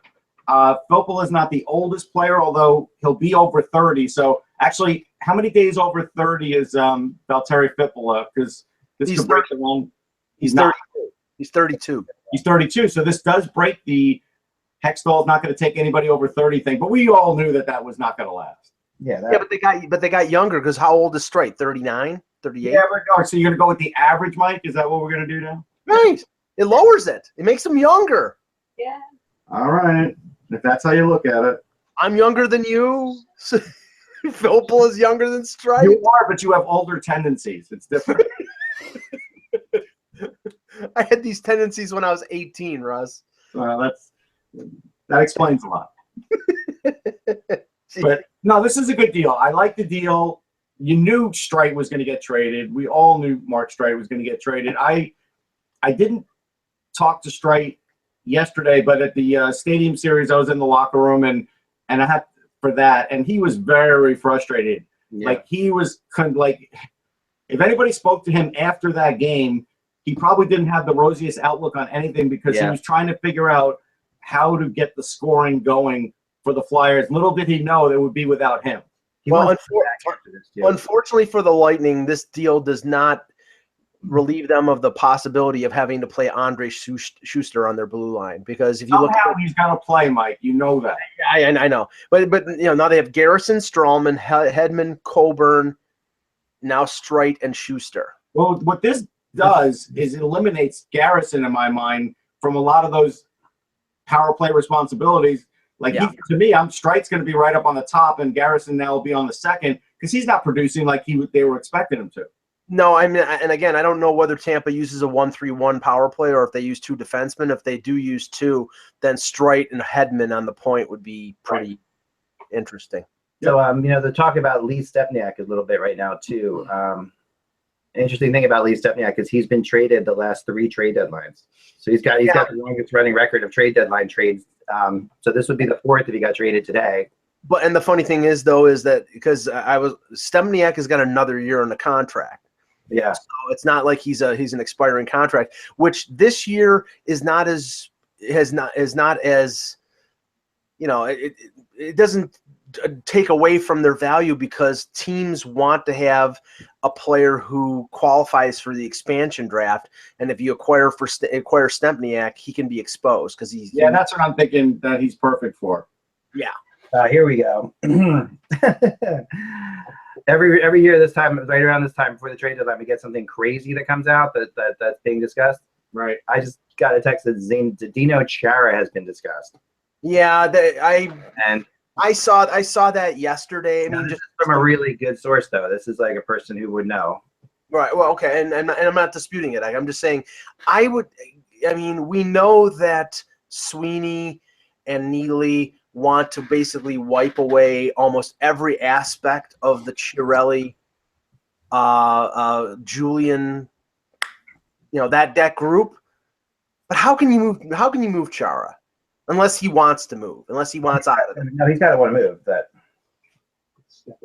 In that way, he's a lot like Andre the Giant, if you think about it. Andre the Giant wasn't moving unless he wanted to. So wait a second. Are you saying that Zdeno Chara is going to be in the sequel to The Princess Bride? Right. Now, a couple of, we just went flat. Jesus. I'm sorry, I didn't hear the full audio. I spoke too much. I said, does that mean Chara is going to be in the sequel of The Princess Bride? Could be. I don't know about Chara being talked about. I really doubt it too. I have to admit it. I mean, the Bruins. Right now the Bruins' defense is weak. Why would you trade? Even though he's 39 years old, why would you move him? Well, no, if they could trade him, they would. I mean, I don't think that's the issue.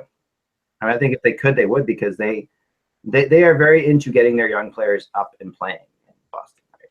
And that contract, they can move the contract, like you said, and that's the big thing. It's like, well, they wouldn't be getting McAvoy if they decided they wanted to sign him right after his year in the NCAA is over with. They wouldn't be getting him until, is it BU, Russ, that he's with? BC, I think. Yeah, well, I always get them confused. Whether both of those teams will probably be contenders for the Frozen Four, so it's probably not going to be a while before either one of them is available. Yeah, they may not be in the playoffs at that point, right? And that's the thing. Bruins fans, but it's not a guarantee. This team is tied. They're tied for second place in the Atlantic Division. They're 3 points ahead of a playoff spot. Unless they got something comparable back, they're not doing it. Yeah. I can't see it. Nothing's impossible. Look, I'll say that. No, nothing's impossible. Is it possible that Verbata doesn't get traded? It is possible. I mean, those performance bonuses really have sucked the life out of the Verbata, the interest in Verbata. I mean, there was talk about Chicago being interested in him about a month and a half ago, and as soon as it was known that those performance bonuses would have equaled, I think it was $1.25 million. You heard nothing about them being interested in anymore because they've been burned by performance bonuses in the past. That's true. It reminds me of like remember right before July 1st, Darren Dreger came on and said about all these teams that were interested in Chris Stewart. Like that was like and it took forever for Chris Stewart to get signed, and now he's actually doing great, and he's they love him in Edmonton.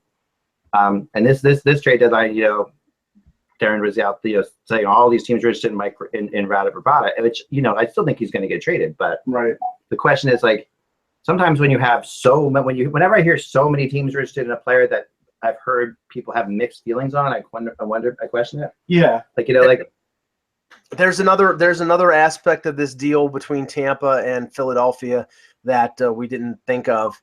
John Shannon said with the trade of Filppula, Tampa can protect another one of their forwards in the expansion draft. Yeah, that's a good point. One that they like. Yes. Because clearly they soured on Filppula. Or they knew that they weren't going to sign him after next year. Oh, whatever. But yeah, I mean they did. So that's a smart move. Again, I really give Steve Eisenman a lot of credit. He really pushes every last button and gets the most out of it. Plus, they do have young people coming. I mean, Adam Earn will probably be there next year. Like they're not hurting for prospects. They're not. And now with Filppula gone, I don't think you're going to see Drouin go. Yeah, I don't think you're going to see Drouin go either. They got a lot of fixing to do with Drouin though. There's some issues there. Sure, but it still could happen. They could still fix it. It's fine. Remember, trade deadline, it's like voting. If you're in line when the polls close, they gotta let you pull the lever. Yeah. Remember, the trade deadline is like voting. If you're in line when the polls close, they gotta let you pull the lever. Also, who pulls a lever? Like what? Yeah. But the point, yeah. Everybody presses buttons these days. Yeah. But that's a good point. No, that's a good point. I feel like we're all just kind of sitting around like waiting. No, and this is always like right around this time is like when the rumors just stop. Like I've noticed everything has just stopped. Yeah, but now this is when the trades actually happen. Yeah. But it's interesting. It's interesting in retrospect if you look at this because like I said earlier this morning, it came out that Filppula blocked the trade to Toronto. Okay, where's the difference between Toronto and Philadelphia here? Coach. I think it's Babcock. It's the fact that the coach. It's the fact that he played for Babcock for I think it was 8 seasons, and sometimes players get sick and tired of a coach pressing their buttons. And I remember in Detroit that Filppula, he was one of those guys that he had to push every once in a while. Sure. So let's talk about what hasn't happened. Okay. So, because that's I think really interesting at this time. So goalie for Bruins. Right. The Bruins have still not gotten their goalie, which is just to me incredible. Wait, actually, I got an email from some guy named Eric. I'm not sure where he's emailing me from, but he had a really good point. Could the Flyers have picked up Filppula to expose him? Maybe that's why they did get a 32-year-old. Maybe. Who's this Eric guy? I mean, he sounds like he's got some good ideas. He sounds fantastic. Yeah. I mean, if nothing else, he orders a good pizza. Yeah. Is his nickname Captain EO? Oh man. Producer Eric. Yeah. That's a fair point. Does he play a mean bass? And you're going to see more of that. Especially, and you will see trades this year. Remember this, HockeyBuzz followers. You're going to see trades in the playoffs, like we've seen them before too. But you're going to see teams that are out of it making trades to set up for this expansion. We have an announcement to make at 2:47 p.m. The Vegas Golden Knights officially become the NHL's 31st franchise. I thought that already happened Earlier today. Didn't that already happen today? Finally get a chance to wear this. I've been waiting all day. Hey! I didn't wear my sweatshirt. Yay! I'm so excited. Okay. All right. So yeah. So man, I didn't even know they were in. I didn't even know they were up for a franchise, Mike. That's surprising. Hey, we broke it right here, folks. Wow. Brand spanking. Meanwhile, news. those poor folks in Quebec are sitting saying, "Oh." They'll get their team whenever They'll get their shot. whenever they want their team. I was told that they'll have it. Oh, it might be sooner than that. If the money they just want the Canadian dollar to get a little bit better, and then those people in Quebec will take their team. It could be sooner than that. You think sooner than that? I think it could be sooner than that. Do you know something, Russ? I do not know anything. I'm just guessing one day we're going to wake up and it's like that player you wouldn't tell us about before. No, this is different. That player I know can play. Okay. This is John Shannon is reporting that the Flames are in on Radim Verbata. Okay. And yeah, I'll have to say is I know that they're not there's not a lot of speculation right now about them being in trouble, and I know they're getting a lot of money from the state of Florida or from the county that they're in. But you look on a Wednesday night in a playoff race with all your stars back, and there was probably about 6,000 people in Sunrise at that game last night. It's pathetic. They'll show up for the playoffs, but regular season they don't show up enough. Great. Go ahead. Sorry. The Islanders are also in on Verbata, guys. Well, here's the thing. All right, I'm putting that up. I have to say this because I feel like, for as much as I dislike the Islanders growing up, I always feel bad for their fan base now and want them to do better. And the fact that they haven't added anybody right now is troubling. Yeah. Now, maybe they will get somebody right before the deadline. That's fine. But I could tell the frustrations out there for Islander fans because nothing has happened yet. Yeah. And I don't blame them. And this is the one thing I'll say about that is, and I'm sorry to talk away with them as I add this into the thing. But the one thing I'll say about that really fascinates me with the Islanders fans is I really feel as if Duchene distracted everybody in that situation. New Jersey's made a trade. They traded Parento to the Predators. There you go. Okay. The ploy did not work. The ploy did not work. It did not work. Like we said, there was interest in Parento. Yeah, I said Nashville. And the Predators did something after all. They were not expecting to do anything. But I guess they just went for this at the last second here. Obviously. 6th round. At this point, they might have been looking for Parento and they couldn't find anywhere. 6th round pick. That's not bad. That's pretty good. That is the point at which we have to get rid of Parento. when you can get P.A. Parento for a 6th round pick, that's a hell of a trade. He scored what? How many goals did he have? Yeah, he's going to score goals. Now, will he score them in the playoffs? Yeah. That's a whole other thing. You've had some experience with P.A. Parento, Jen. Yeah. He never really got the fair shot with Terrien. He was always on the fourth line. And we saw that, he still has, some wheels left in him. He can still shoot a puck. He can score. I think for Nashville, it's a great pickup for a 6th round pick. It's very low risk. You can help them out. Yeah. And he'll be in Montreal tomorrow night. So right. No, and I know he's been, he's an interesting player because obviously he's had so much came in such fanfare into the island, and was going to be this guy, who's going to be this incredible player, and then everyone thought got skills, but everyone thought it made sense with Montreal. He's a great shootout guy. He gets to the right place on the ice. He's like Russ was saying, he's not the greatest skater, but he knows where to go to the scoring zones. He does do that.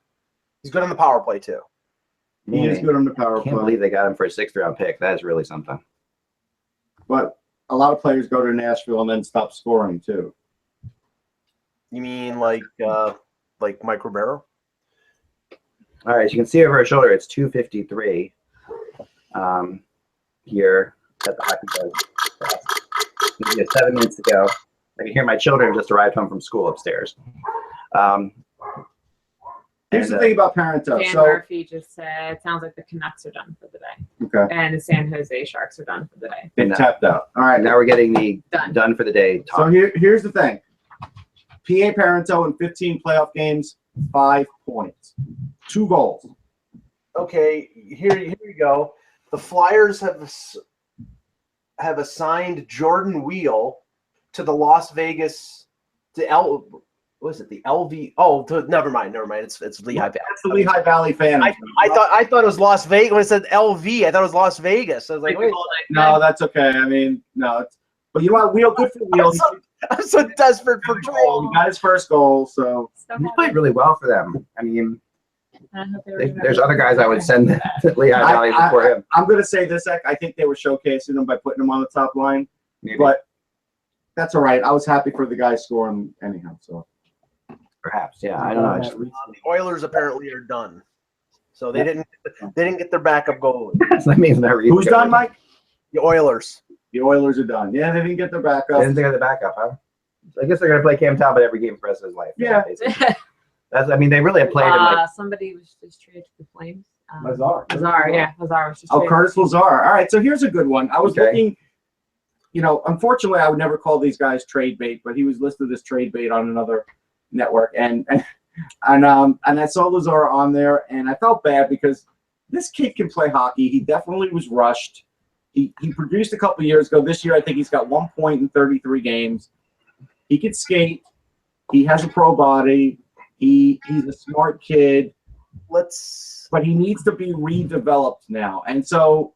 You know, this is a situation where with Calgary, you know what? He's a 21-year-old. Send him back to, you know, who's their affiliate? Send him back to the A. And is it? No, it's not St. John's. Who is their affiliate? I forget. Somebody. It's fake. It's fake Twitter time. So watch out there. There was a bad fake Pittsburgh Penguins trade. Okay. But I would send Lazar back to the A and let him get his confidence back. I think this is so important for him because he's only 21 and he could be recouped. He's a good skater. This is good for Calgary. Does this mean they're on Verbata? That's my question. Like, because everybody we just heard a second ago that they were on. Dorian was making noises, Russ, about them wanting a first-round pick for him. So I know that happened. That was never going to happen. Yeah, but I mean, what? Because we don't know what they gave up for him. I mean, do you think it's like a Jankowski? Here's the interesting. Apparently, the holdup on Verbata is that they will only trade him if they get a first-round pick in return. Verbata, all these prices today. Then they're not trading him because nobody in the right mind is trading a first-round pick for Radim Verbata.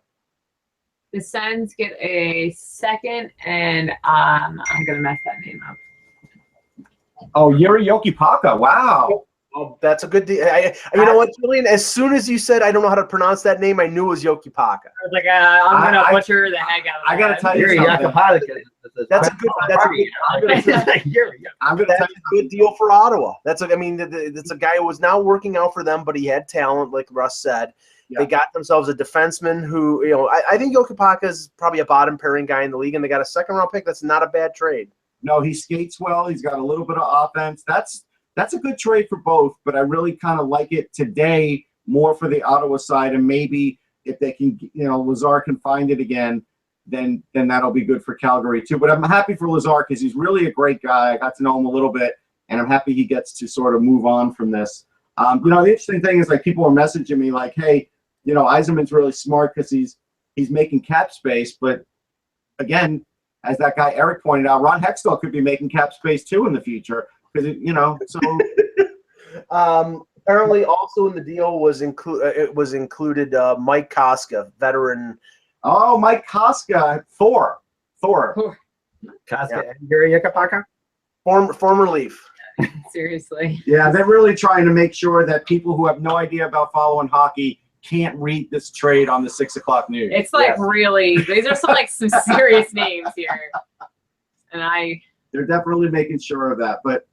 Yeah, you know what? This is a fun trade. I know what our buddy over there, our producer's thinking, because he's got some great names that we could say on the Here's my friend out of Edmonton.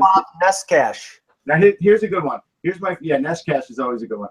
Here's my friend out of Finland, Joni Nieminen, who covers for out of Edmonton. Philadelphia Flyers got so lucky they got a Finn, a handsome one to boot, and still young for a Finn. That's fantastic. Well, I'm sure that Yanni Nienema was definitely talked to about this trade because yes, I mean not Yanni. I'm not Yanni. I'm sorry. And they probably spoke about Megadeth and a few other concerts that he's looking to book in the future. No, Timonen. Sorry, Kimmo Timonen, who works. I'm sure he was discussed this trade. Not Yanni Nienema. Losing my mind. He may have been discussed. I don't even know where Iginla is these days. Though. He's helping to book concert. Did they talk to Yoni Pitkinen as well? No, he's in the concert booking business. That's why I made the concert joke. Flyers fans are saying we love him all the more because he turned down Toronto. I love those tweets. Anybody who turns down Toronto is okay by us. That's fantastic. You can have Josh George's then. Welcome. Yep. Welcome to Philadelphia, they said. This is good though. There will be a few more that will pop in last minute for sure. And I'll say this: anybody who turns down Toronto is worthless. I got to tell you something. If Garth Snow walks away from this empty-handed, he is going to get killed in the New York papers and in the press tomorrow. Yeah, I mean, they're one at this point. He's got to do something. Point out, guys. The Islanders are one. I mean, okay, here you go. Contrast. You've got you got the Florida Panthers, who did not have Barkov, did not have Huberdeau for what, 2/3 of the season. They come back. They're 1 point out of a playoff spot. What do? They trade for Thomas Vanek. You got the Islanders, who slumped the first half of the season. They fired their coach. They're playing much better under Doug Weight. You get to the deadline, and right now it's 2:59, folks, and they've done nothing. I mean, I do understand why the Islanders didn't get Thomas Vanek again, though. That was their own personal nightmare with that. But it's apparently 3:09. We just jumped 10 minutes in time. No, it's calling you from the future. 2:59. The famous clock. Now I know my clock doesn't have a 3 o'clock on it. It's pretty nice.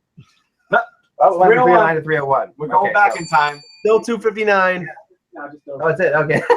Well, this is the official part that's over. We'll wait a few minutes, see what drips in. Stop the show. Whoa. There we go. Oh, Lord. I got the big bell. Okay, I'm going to ring the big bell. We're done. Ring it with my... There you go. I feel like that was good.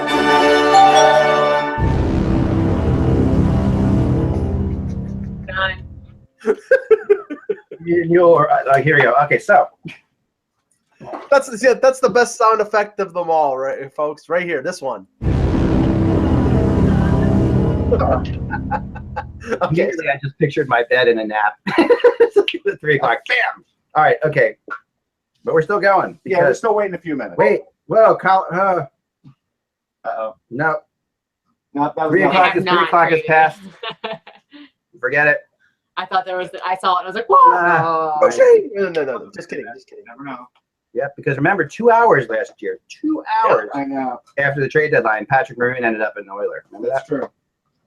2 hours. Did they say the fax machine got jammed? What was the... Which is the funny thing, right? Because they still act like... Are they actually still faxing things to the NHL? I really need to know.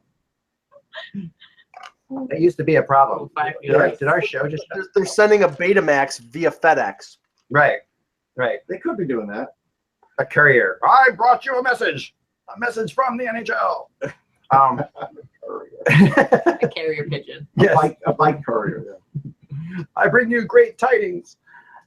Okay, no, so I think that so this wasn't a terrible trade deadline. I'm going to throw this out now.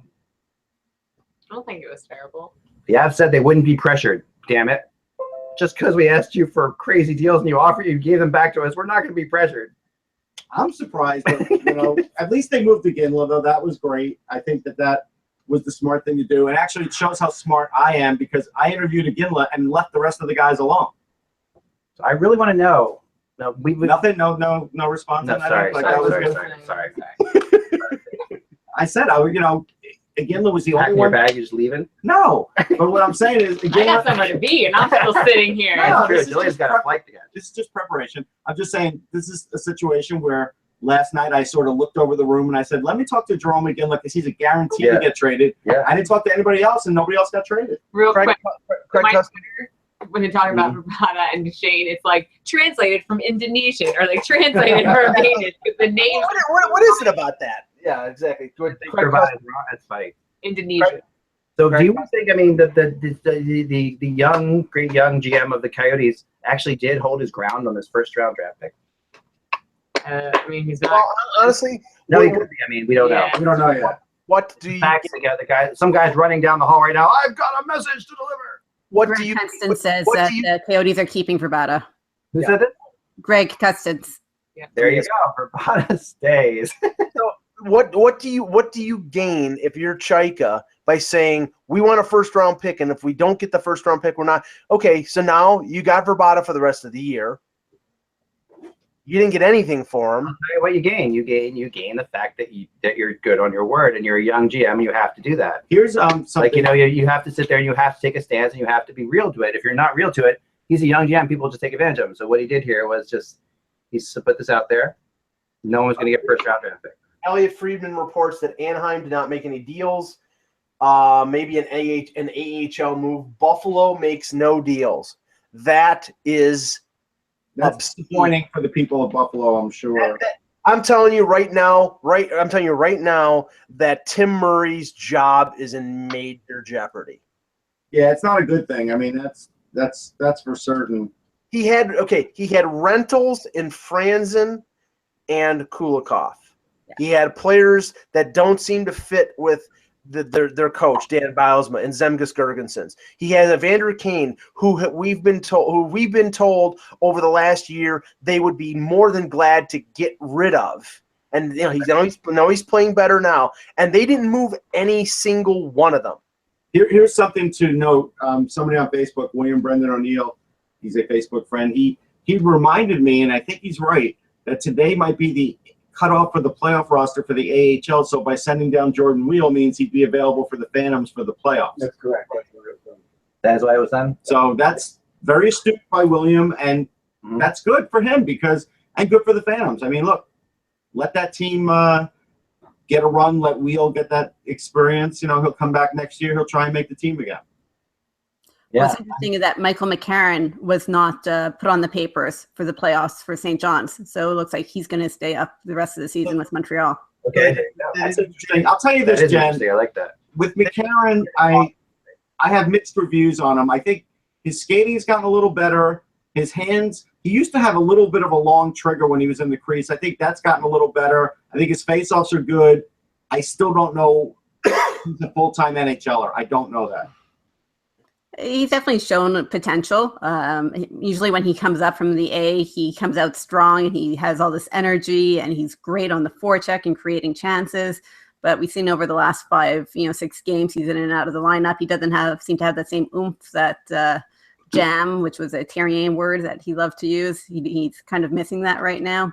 He might be one that, as the deadline passes and if he's not moved after 3 p.m., maybe he was worried about getting traded. Maybe he'll rediscover his game if given the opportunity. Well, I agree with that. That's a good point. And that has happened before. We've seen that happen to players. Definitely. I mean, this is a big relief, like for guys like Duchene and Landeskog, or maybe not. I mean, I think for Duchene, who thinks he's going to be traded eventually, probably just wanted to get traded now, but probably like that. A little bit of a letdown act that he wasn't traded. I mean, I just think that he knows he's going to get traded. So the problem is that when you're going to get traded, it's like you want your girlfriend to break up with you already, kind of thing. You've been through this. Okay. I do like the numbers, though, like how they have the actual numbers here, where it tells you just 10 trades, 17 players, 9 picks. Well, they do have to justify to management why they took up 4 hours of airtime. But if you look at the numbers, though, those are not really solid numbers compared to. Dave Molinari from the Pittsburgh Post-Gazette is reporting that the Penguins have apparently made 2 deals. Okay. Trade pending. So he's not saying what, but that they're. That's great. Thanks, Dave. We appreciate it. François Gagnon is saying that Montreal is done. I can't tell you. Sorry, what was that? François Gagnon from RDS, and he's saying that Montreal is done. Montreal is done. Okay. Sacre bleu. Oui. Okay, very good. That's an advantage of reading French because we wouldn't have known. Thank you. Pomfret. No, let me check. But Dave Molinari, he's keeping it to himself. It sounds like he wants an exclusive there. Colorado is done. So they traded 1 player. Yeah. Wow, that's really. Craig Custance, That's really weird. Marc-Andre Fleury not going anywhere. Marc-Andre Fleury is not going anywhere. Interesting. Yeah. Very interesting. Well, I guess he'll wait until after the expansion draft, and maybe he'll get dealt at the draft. He might. That sounds like a draft possibility there. He wants a third Stanley Cup ring and a Maybe. second one that he didn't earn anything with. Well, no, I mean, he don't had say the that. season. He did play in the season. Don't say that, Mike. That'd be like No, I'm saying during the playoffs. During the playoffs. Give me a second right there. Like if we won an Emmy, Mike, that would be like, well, let's all get up there and get an Emmy, but Mike, you don't get one. Well, I would think I would get one since I'm an integral part of this show, Russ. That's what you think. Well, maybe Corey is an integral part of It's not what I think. It's what I know. I know I'm an integral part of this show. Excuse me. Well, No worries. You're all by yourself. Yeah, we are all by ourselves. That's okay. So let's see if anything else is coming through here, Mike. Thanks, Jillian. I didn't know we were gonna sing cover tunes of Eric Carmen songs. Yeah, I have such a beautiful voice, guys. it's a fantastic voice and an awful song. It's a awful voice. Yeah. I think they were both awful, actually. Yeah, they were. I didn't want to. You want to be out of this conversation right now because it's just like It looks like Filippola has a no movement clause, so that would be a problem for leaving him exposed. Well, he had to waive it to get traded. Oh yeah, he waived it to trade it. That's right. You're right about that. If that's the case, then it's it's null and void basically. Apparently, because let's see, Rangers are done according to EJ Radick. Okay. I've heard nothing about the Leafs. And you still won't, even after the deadline, even after the sun goes down, even after you've had dinner. Oh, a week after the deadline, we might still be making a move. Thanks, folks. Mackenzie says Eric Fair to Toronto. Eric Fair salary dump. Whoa. Salary dump, baby. That's weird. Yeah, it's a No, salary. wait. Okay. He was waived. I think Eric Fair to Toronto. he was waived. He was. Nobody picked him up. Okay. Right. Was he if he was demoted to the AHL, that's a salary dump. Right. Now Mike is happy because They may have recouped a draft pick there. There you go, folks. yeah, see, Mike was right all along. They really were sellers. Eric Fair was placed on waivers. He cleared. If they sent him to the AHL after clearing waivers, he goes to the Marlies. But the beautiful part of this is Eric Fair got to play in one more outdoor game for which he is king. Yeah, right. So I actually think I like Eric Fair in Toronto. Yeah. I mean, I was when he was Eric Fair, $2 million this and next year. You know what this is? There's your exposed guy for next year. The Leafs got their exposed guy. Yeah. Yeah. And he's gonna be in the mind. He'll be with the Marlies more than likely. Let's see what the Leafs get for taking Eric Fair. Right.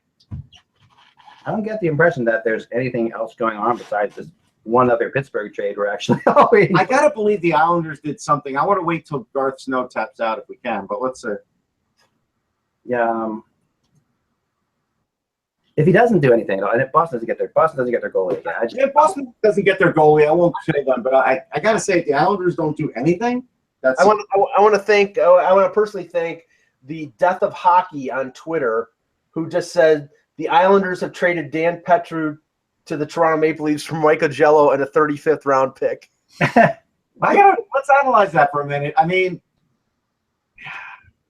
well, hashtag fake news. Yeah, right. The leaks are real. The trades are wrong. The thing is, at least that's a good thing because if nothing else, the Leafs got younger. I was talking to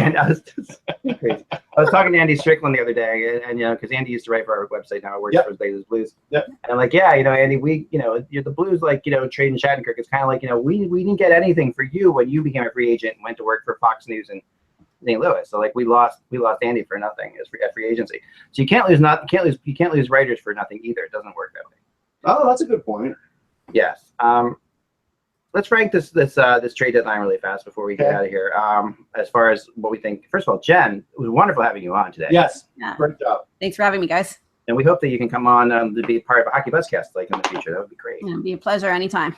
Awesome. Yeah. So let's and I really think and Jillian I think is she may have already left. She may have left. She had a flight. she had to fly somewhere. But say goodbye.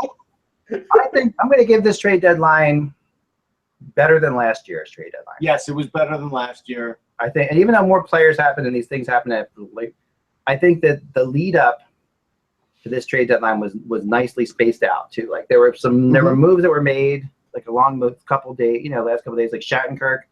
That was a nice thing. The Bishop trade. There were some surprises that happened. Bishop was a surprise. No one expected that really to go to LA. True. I mean, no one thought LA, when Quick was back, they would go get another goalie, right? So that, by the way, this radiation down here is going to take a year off your life. So I've got like 5. We've got all these giant screens here. Yeah, that's all right. A year's not a big deal. Yeah. And so he's immune. And I think that, and in general, like, we saw Montreal make, and also trade deadlines to me, like Montreal and Toronto have to be involved. There's such a great excitement among the fan base, and they were both involved. Yeah. They both, and Montreal made some interesting. They did get crazy. They got way more tough. They're what I see, something like 800 pounds, 850 pounds more than they were at the beginning of the year. There you go. They added quite a few penalty minutes too. Like like they added a lot. I mean, they're gonna have to kill off some power plays with these guys. Yeah, they're building for the playoffs, but it's a shame they couldn't get the top 6 forward. A proven score would have been nice, but you know what? They have Charles Hudon, who's loitering around in the minors, and he has 36 points in 36 games. He has 4 points in 6 NHL games. You have to think maybe the Canadiens give him another chance. I would think so at this point. I mean, there really wasn't a top 6 forward that was traded, really. Right? I mean, honestly, no, there was not today. I mean, Goldobin could be that. There's a couple guys that could be that, but not a guarantee. Right, that we know for sure. I mean, Right. I guess is Hansel. Hansel, top 6 he's forward? a top 9. He's a top 9, right? He's So a top 9. Yeah. I actually thought, I wrote this the other day, that I think Ryan White is a bigger pickup than people give credit for in that trade. Like that, I always liked White in Montreal. like Ryan White when he was in Montreal. Absolutely, he gave it his all. I mean, he took boneheaded penalties. That's kind of part of his game. That is what he is, and he's fun. First of all, he's really animated. He is. And he's hilarious, and he does the thing he did in Philadelphia. And I try to tell people this, and I don't know if he did it in Montreal, but people in Calgary said he did it too. And we talked about this before, I think, is that whenever the Flyers would go into one of their no one can score a goal for the next 3 weeks game that they would do, Ryan White would score. Right. Yeah. When no one else would score and everyone else slumped, he would just get a goal. Like he would get. It was the strangest thing, And last year on the playoffs when they couldn't score against the Capitals, Ryan White scored. So here's an interesting thing. I got to give Dave Pagnotta credit for the 4th period because we don't know if nobody.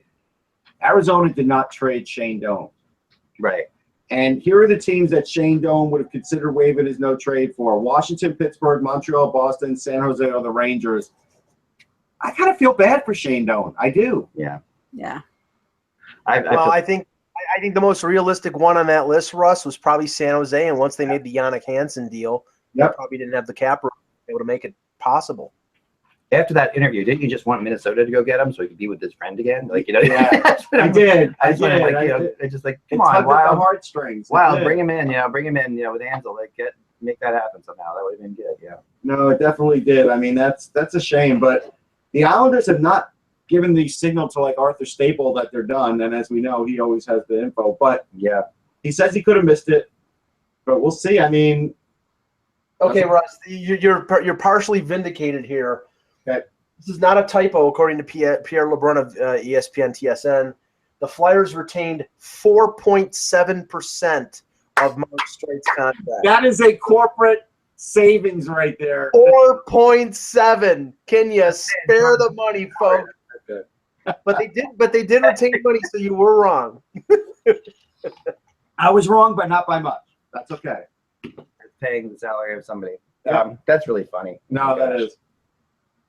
You have to wonder what Arizona was asking for Doan in return for not one contender to take a flyer on him.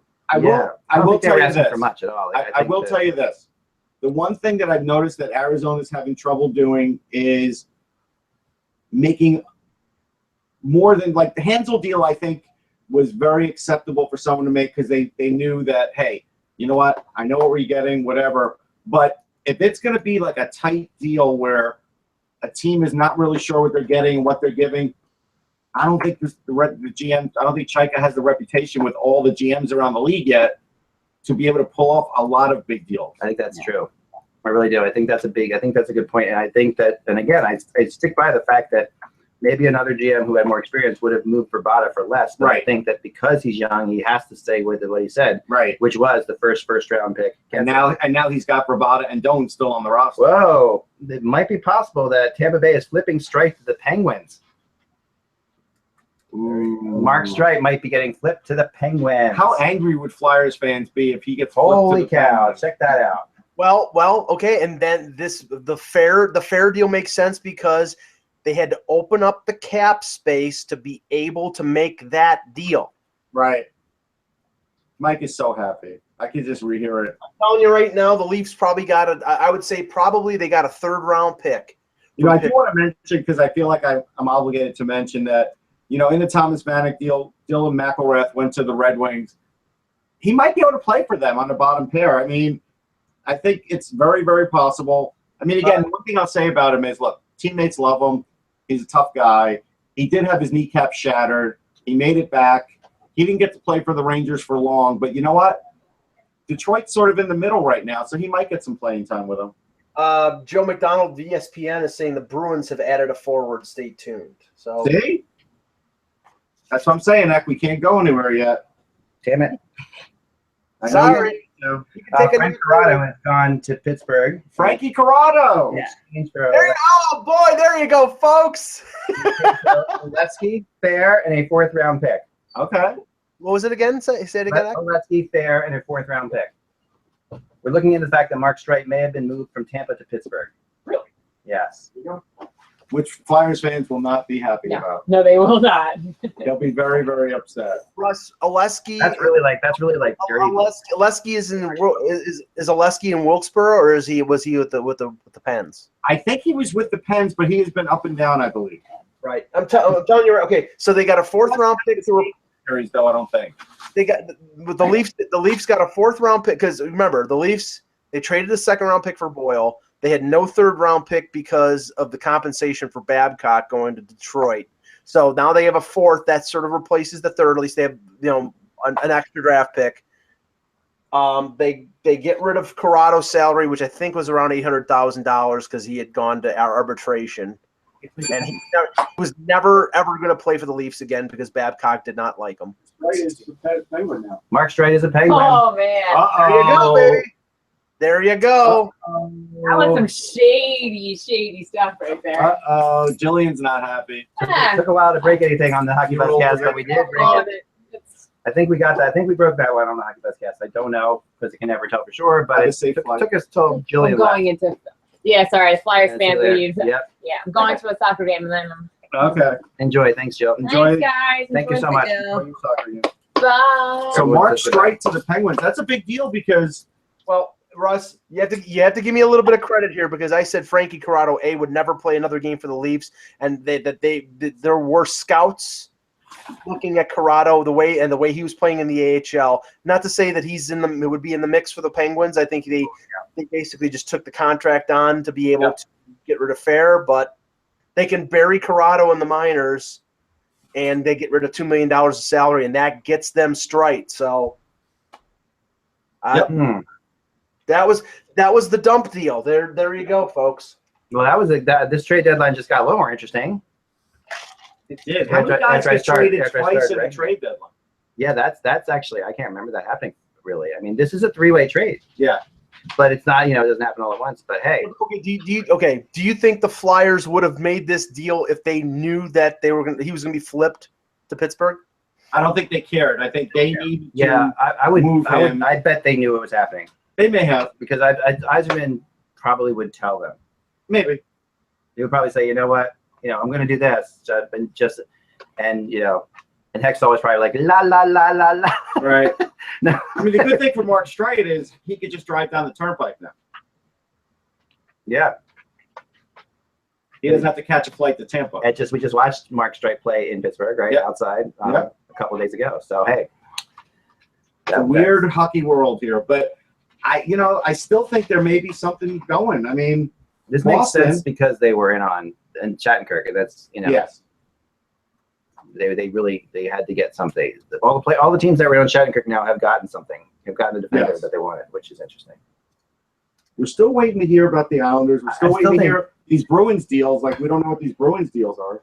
I think the Bruins have to have gotten a goalie, right? I mean, I don't know. I want them to keep my world, renewed. Toronto came from Toronto, right? Yeah. And there's still supposed to be one more Penguins deal, right? No, we got them all now. We got all of them? I think so. Okay. I think those were the 2 trades. Okay. So, Wow. Yeah, nothing. Strike traded to Pittsburgh. Holy cow. Well, Pittsburgh has certainly kept up with the arms race with the Capitals. We have to say that. Yeah. Wow, that's interesting. I don't know the Flyers. I'm sure we'll hear what the Flyers fans would say about this, but it's going to be interesting. Yeah. They're going to have a lot of interesting things to say. I don't know. Wow. Here's the one thing. I mean, you do have to say this with the Islanders. They still have too many goalies. They never rectified that. Yeah, they didn't move. They didn't move a lot. I mean, and what? Okay, let's put 2 and 2 together. We haven't heard the Islanders before the Bruins are done. Right. Yeah, maybe this is a lot going to Boston, like we talked about.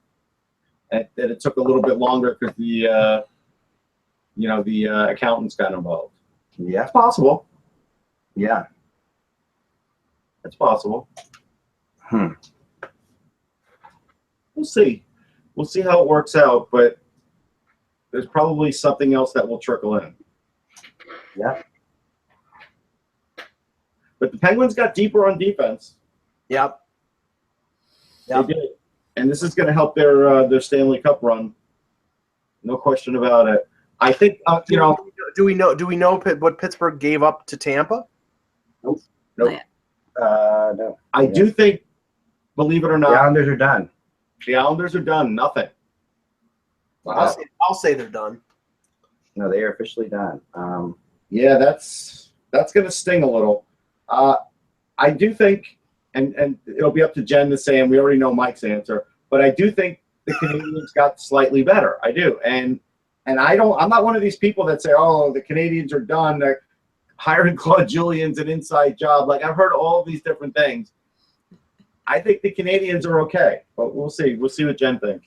I think, yeah. I mean, if you want to think of it, maybe Julien was the biggest trade acquisition of all. Right. Which is huge. I mean, in my opinion, enormous. That's but you guys know my opinion on Terrian. But I think that this is definitely, and I was hoping that Vanek would get back there again to get another chance because I thought he was completely not treated well under Terrian. Yeah. Mark, go ahead, Jen. I'm sorry. No, Vanek, I think with Tyrion gone, there was a possibility that, Bergevin would look at him again. But yes, he, felt, that he was comfortable with his team, that he wasn't a guarantee and he wanted to get something more surefire than Vanek, considering how his last stint ended in Montreal. But Mark, yeah, they were a better team. I agree. Mark Bergevin fell on his tendencies, as he's done over the last few years, and acquired a slew of role players. I mean, Davidson, Ben, Ott.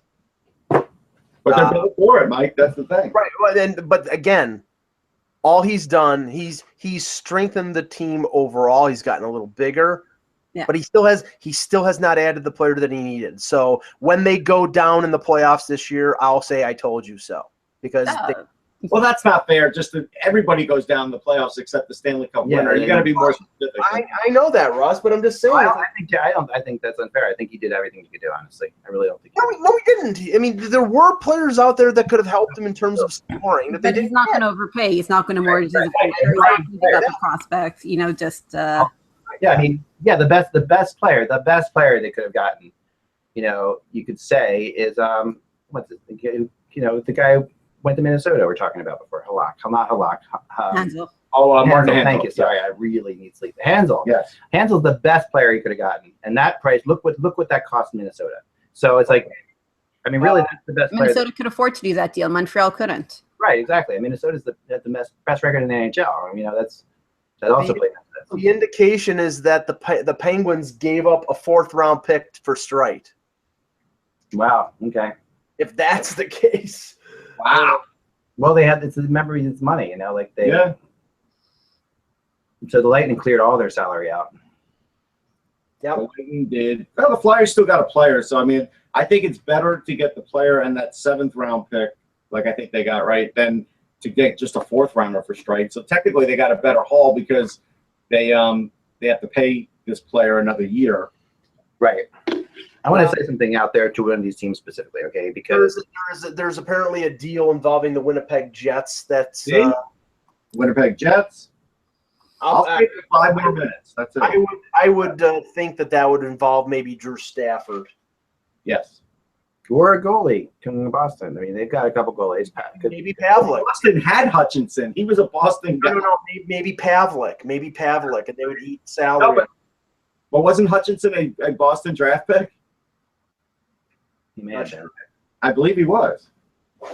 Not sure. All right, here's what I'm going to say briefly to the Anaheim Ducks. Okay, I cover 30 NHL teams, and I'm going to stop covering you because you never make a trade. Like I've gone through how many trade deadlines now, and I spend countless hours talking to people about the Anaheim Ducks, like I do with all the other, and I do with all the teams. And it would really save me a lot of time and angst if I just don't have to cover you anymore for the trade deadline. So that's my plea to Tampa Bay Ducks. Because honestly, if you're not going to make trades, just don't. I mean, just tell me. Michael Hutchinson was a 3rd round pick for the Boston Bruins in 2008. There you go. Wow. Did you just open a beer, Mike? No. Okay, there you go. All right. We'll give it another minute or two. Yeah. See if something comes in. I know you want to sleep back, but sleep you could always do. Well, sleep for the week. I'm not sleeping for a while. Yeah. I mean, you could always work. You're gonna not even be out the door before. No, I'm not. I'm not sleeping. I'm not sleeping. There's no. No, he's gonna go work on his rink after this. I was gonna say that, and then I decided not to, but you did, so that was good that you did. There's still thousands of. I got nothing, man. I got nothing. There's no more. Hey, if you're bored, go read up on Sportsology. You can read my 2013 scouting adventure for the Atlantic Challenge, where I first noticed Ivan Provorov. That's sending people away from the site. He told me there's a bunch of more people. Pierre LeBrun is reporting. They can multitask. Guys, Pierre LeBrun is reporting Drew Stafford to the Boston Bruins. Drew Stafford. Now this is a heck of a pickup for them. Although, look, a veteran of the Atlantic Division. Yes, Stafford doesn't skate great, but he is a decent scorer, a big body. You could put him with Backus and form a big tandem there. You know what? I like this. I think that or a conditional 6th round pick. Yeah, that's you gotta give it a go. Like that's good for the Bruins to come in under the wire and try and make that happen. I think that's good. I like that. The Penguins send a 2018 4th round pick to Tampa Bay for Streit because they traded their 2017 4th round pick to Toronto to open up the cap room to get Streit. Right. Well, you always wonder who those 4th round picks are. Like some guy right now is just like walking around. He's 2018. He's like 16 years old. He's having a pizza, and that's who's been actually traded right now. That's actually we have another deal. Dun, dun, dun, dun. Aaron Portzline reporting that the Columbus Blue Jackets have obtained Lori Korpikoski from the Dallas Stars for defenseman Dylan Hetherington. Wow, I got to tell you. All right, so it's good. It's good for Columbus because Korpikoski is a guy who plays defense, as we know, scores shorthanded goals. He scores, some 5-on-5 goals and has good speed. He's a good, tricky player. I don't know if he ever played for Torts, though. I think the Rangers got rid of him before then. I thought he did. But he might have played for Torts for a short time. That's an interesting one.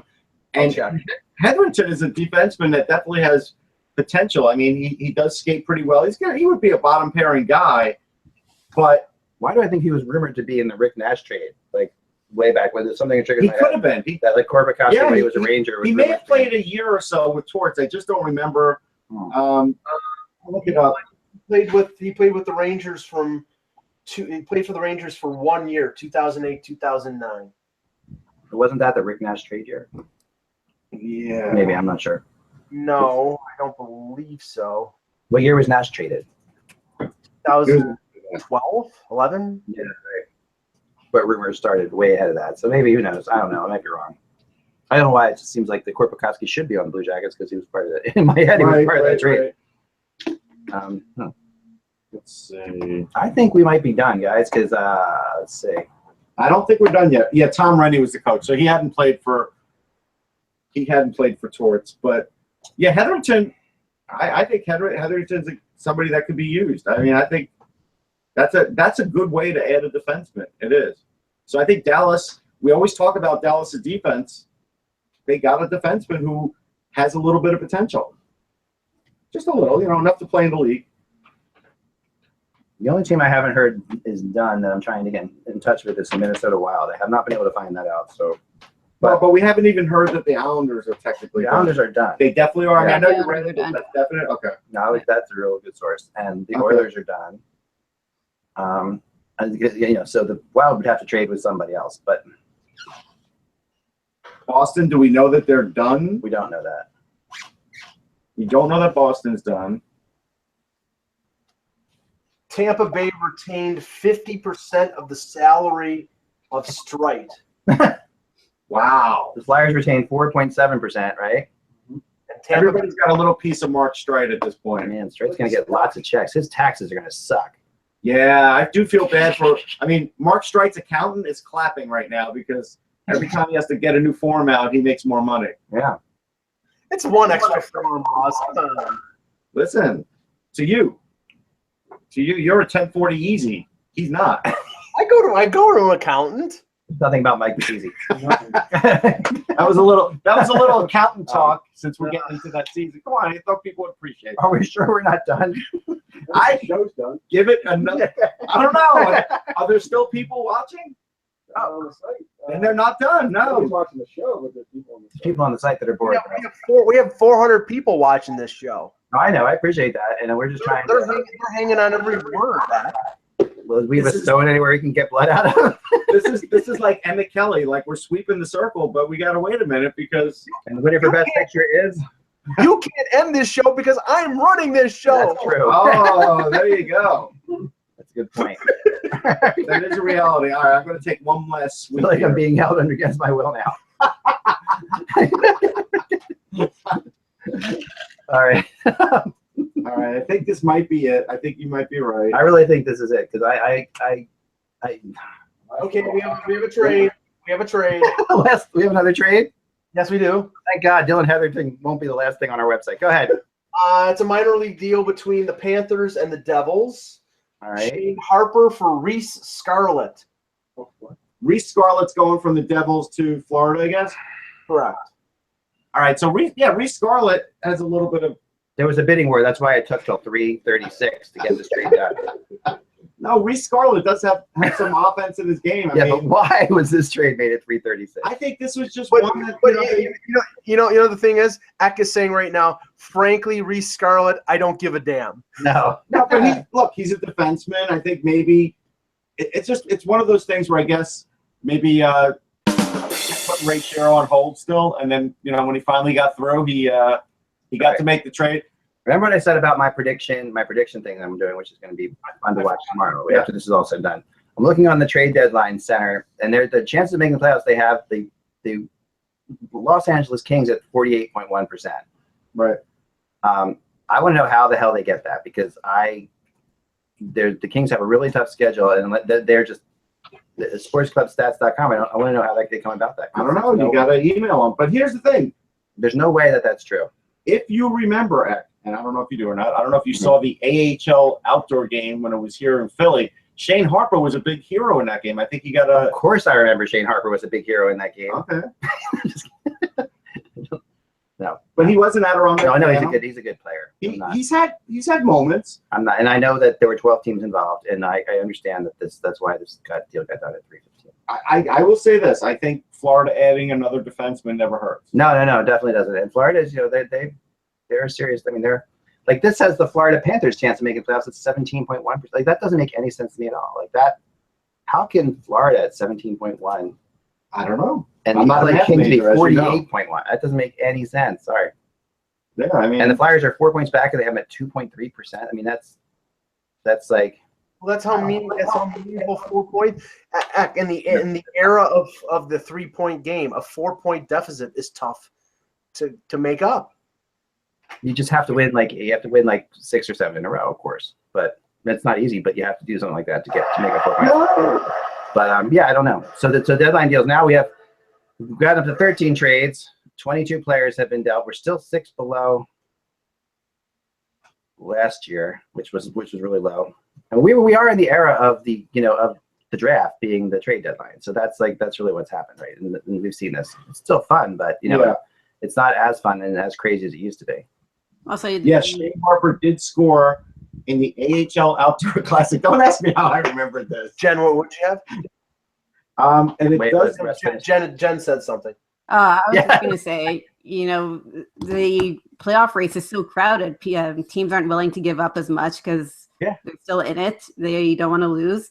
And also, it seems to be a slightly weaker UFA class this year.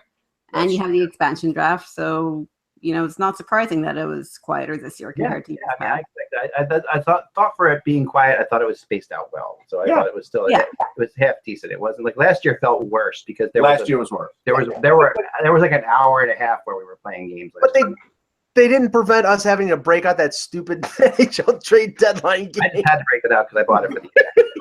But here's the thing. All right, so I don't know how I remember this, but in 2012, Shane Harper did score the overtime winning goal for the Phantoms to beat the Hershey Bears in the AHL Outdoor Classic. And for that reason alone, come on, 12 teams gotta bidding give it on to him. me, Eric. That's impressive. That was pretty good. There were 12 teams bidding on him, and I've heard that in my own household. Right. Trust me. All right. I think we're good. It's 3:45. I'm going to call it. Again, great job by Jen Cutler, who you can watch. How do you follow you on Twitter, Jen? At Jen B. Cutler. I'm going to follow her now. And Jen writes for the Canadiens Press, does an incredible job. Has a great following on the website. So thank you so much for your work, and thanks so much for giving up your day today to have some fun with us. We really appreciate that. Appreciate it. Thank you as soon as we hit stop broadcast, Duchene's getting traded. No, it's not. They're done.